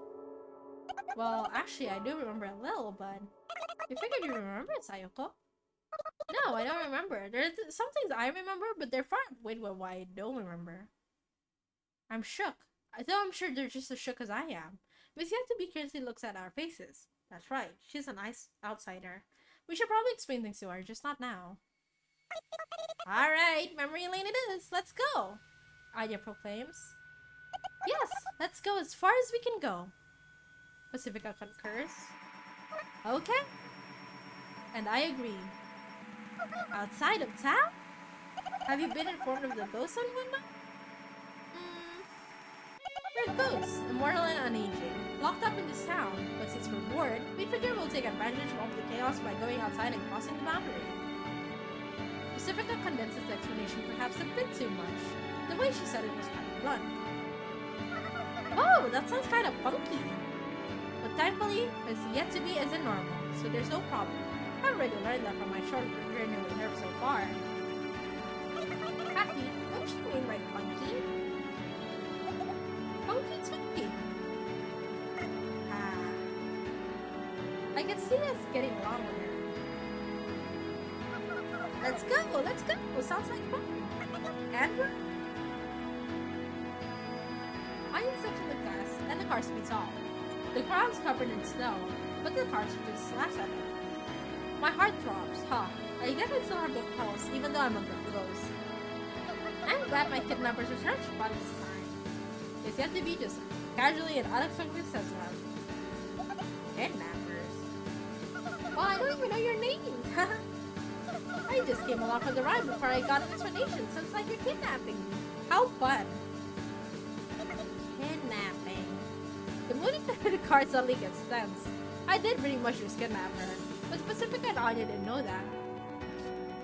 Sayoko, did you just drag her out without giving her an explanation and she just went along with it?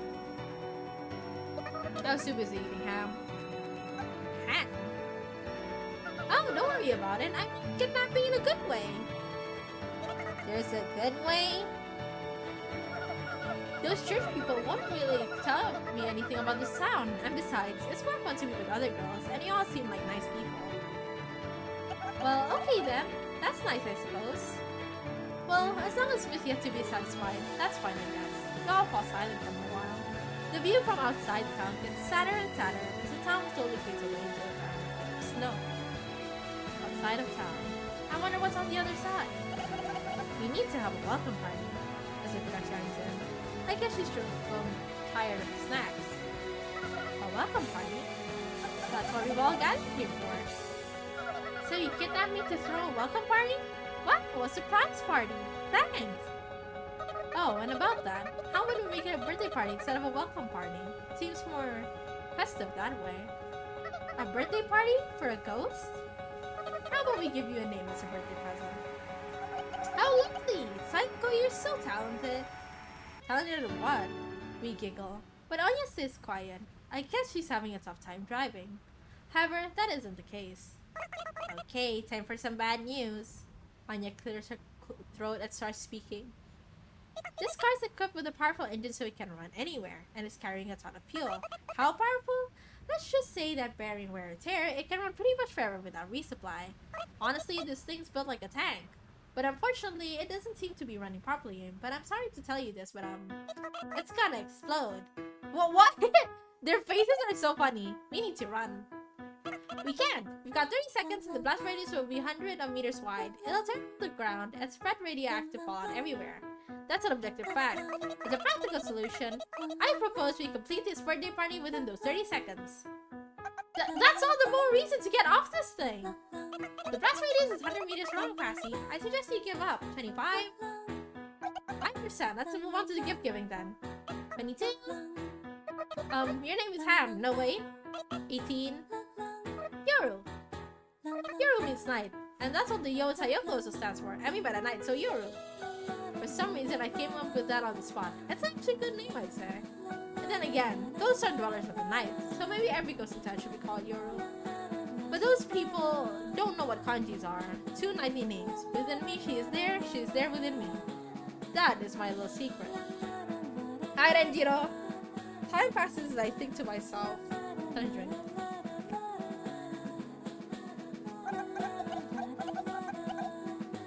Whoa! That's nice and simple. It's straight to the point. Good. That's the spirit. Good name. 10 out of 10. 10. Happy birthday, Yoru. 7. We got the important stuff out of it. Also, is this horror? Like, yeah, semi-horror. We got this important stuff out of the way in just 9 seconds. Things are getting hectic, but it makes me feel something. It makes me feel alive. Let's be friends. 4. The flow of time is like the temperature. If either drop to 0, you freeze. I'll be your friend too. 2. That's why all of this commotion seems kind of warm. Welcome to Ghost Town. It's a joyous sort of warmth. Thank you. Okay, the end. And thus begins our story, I think. Happy birthday. Enjoy an explosive birthday. And that's it for chapter 2!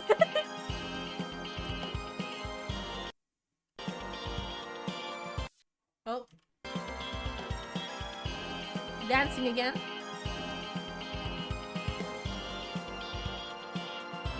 Question mark? Well, basically they're all ghosts, so they can't die normally. They just all get sent back to this ghost town. Yeah, so basically the car wasn't working properly, and in 30 seconds it would explode. So that's why they were saying happy birthday to the blue girl to celebrate, kind of, because they were supposed to welcome her, but instead they say, okay, her birthday is more like festive. She didn't have a name before, so they named her during the birthday party. Yay! Oh, my voice hurts. My throat is dying. Summer. Oh, it's summer everywhere you look. You can hear chattering voices everywhere. From the group of middle schoolers enjoying the breeze at the convenience store, to the elderly spacing out into space, to the elementary schoolers playing around in the park. As I pedal my bike, I can feel my feet getting sore from the sandals that were given to me for days like these. But I can figure I could just put up with it. After all, I'll be seated for the duration of the movie. Oh, the signal turned red. I firmly squeeze down the worn down brakes and my bike gradually goes down. But it doesn't come to a complete stop, so I try to plant my feet on the ground to try and forcibly stop the bike, and that's when I realize something. Crap, it's like I'm just the usual me now. This extraordinarily cute sundress came from a faraway country, but I'm not used to wearing this sort of fabric. Its new scent mixes with my own. I hope that kid doesn't find it expensive. The signal turns green. I start pedaling again. The wind whisks away my sweat. It's such a nice breeze. We're meeting by the station. I gotta hurry. I don't want to be late. I suddenly pass through the residential area, in front of the supermarket, and through the roundabout. I don't get caught at any traffic signals after that. I thought it ended, but apparently not. How lucky. Ah, the kid's here and hasn't noticed me yet. What should I say? This will probably be our last time meeting, so I have to make it count. I'm just an ordinary summer sight. An average elementary schooler on a summer break. I can't wait to see the movie.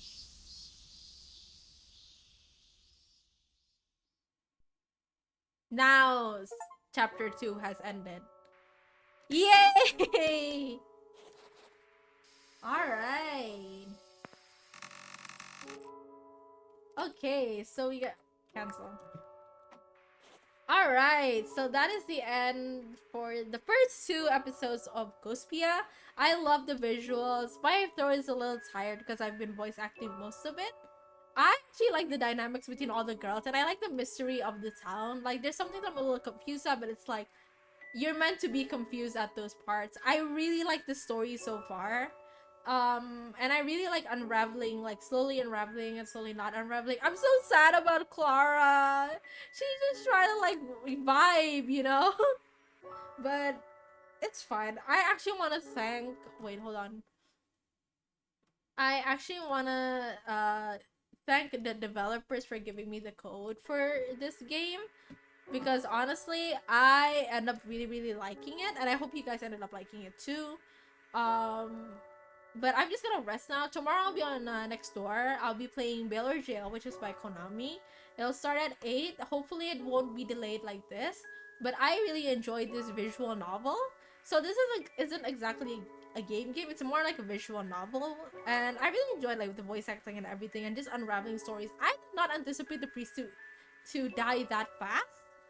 But it is what it is. Anyway, but again, they're ghosts, so basically they can still revive as usual, just with like some lost memories. But I'm enjoying the dynamic between all the girls so far. So if you guys want to get it, Ghostpia is on Steam. It's already out, so you guys can get in and play it yourself. But that's all from me. I will see you guys tomorrow next door. I hope you guys enjoyed the stream. Alright? Alright. Bye guys. See ya. Otsupai. My throat hurts. So bye guys. Hope you have a great weekend.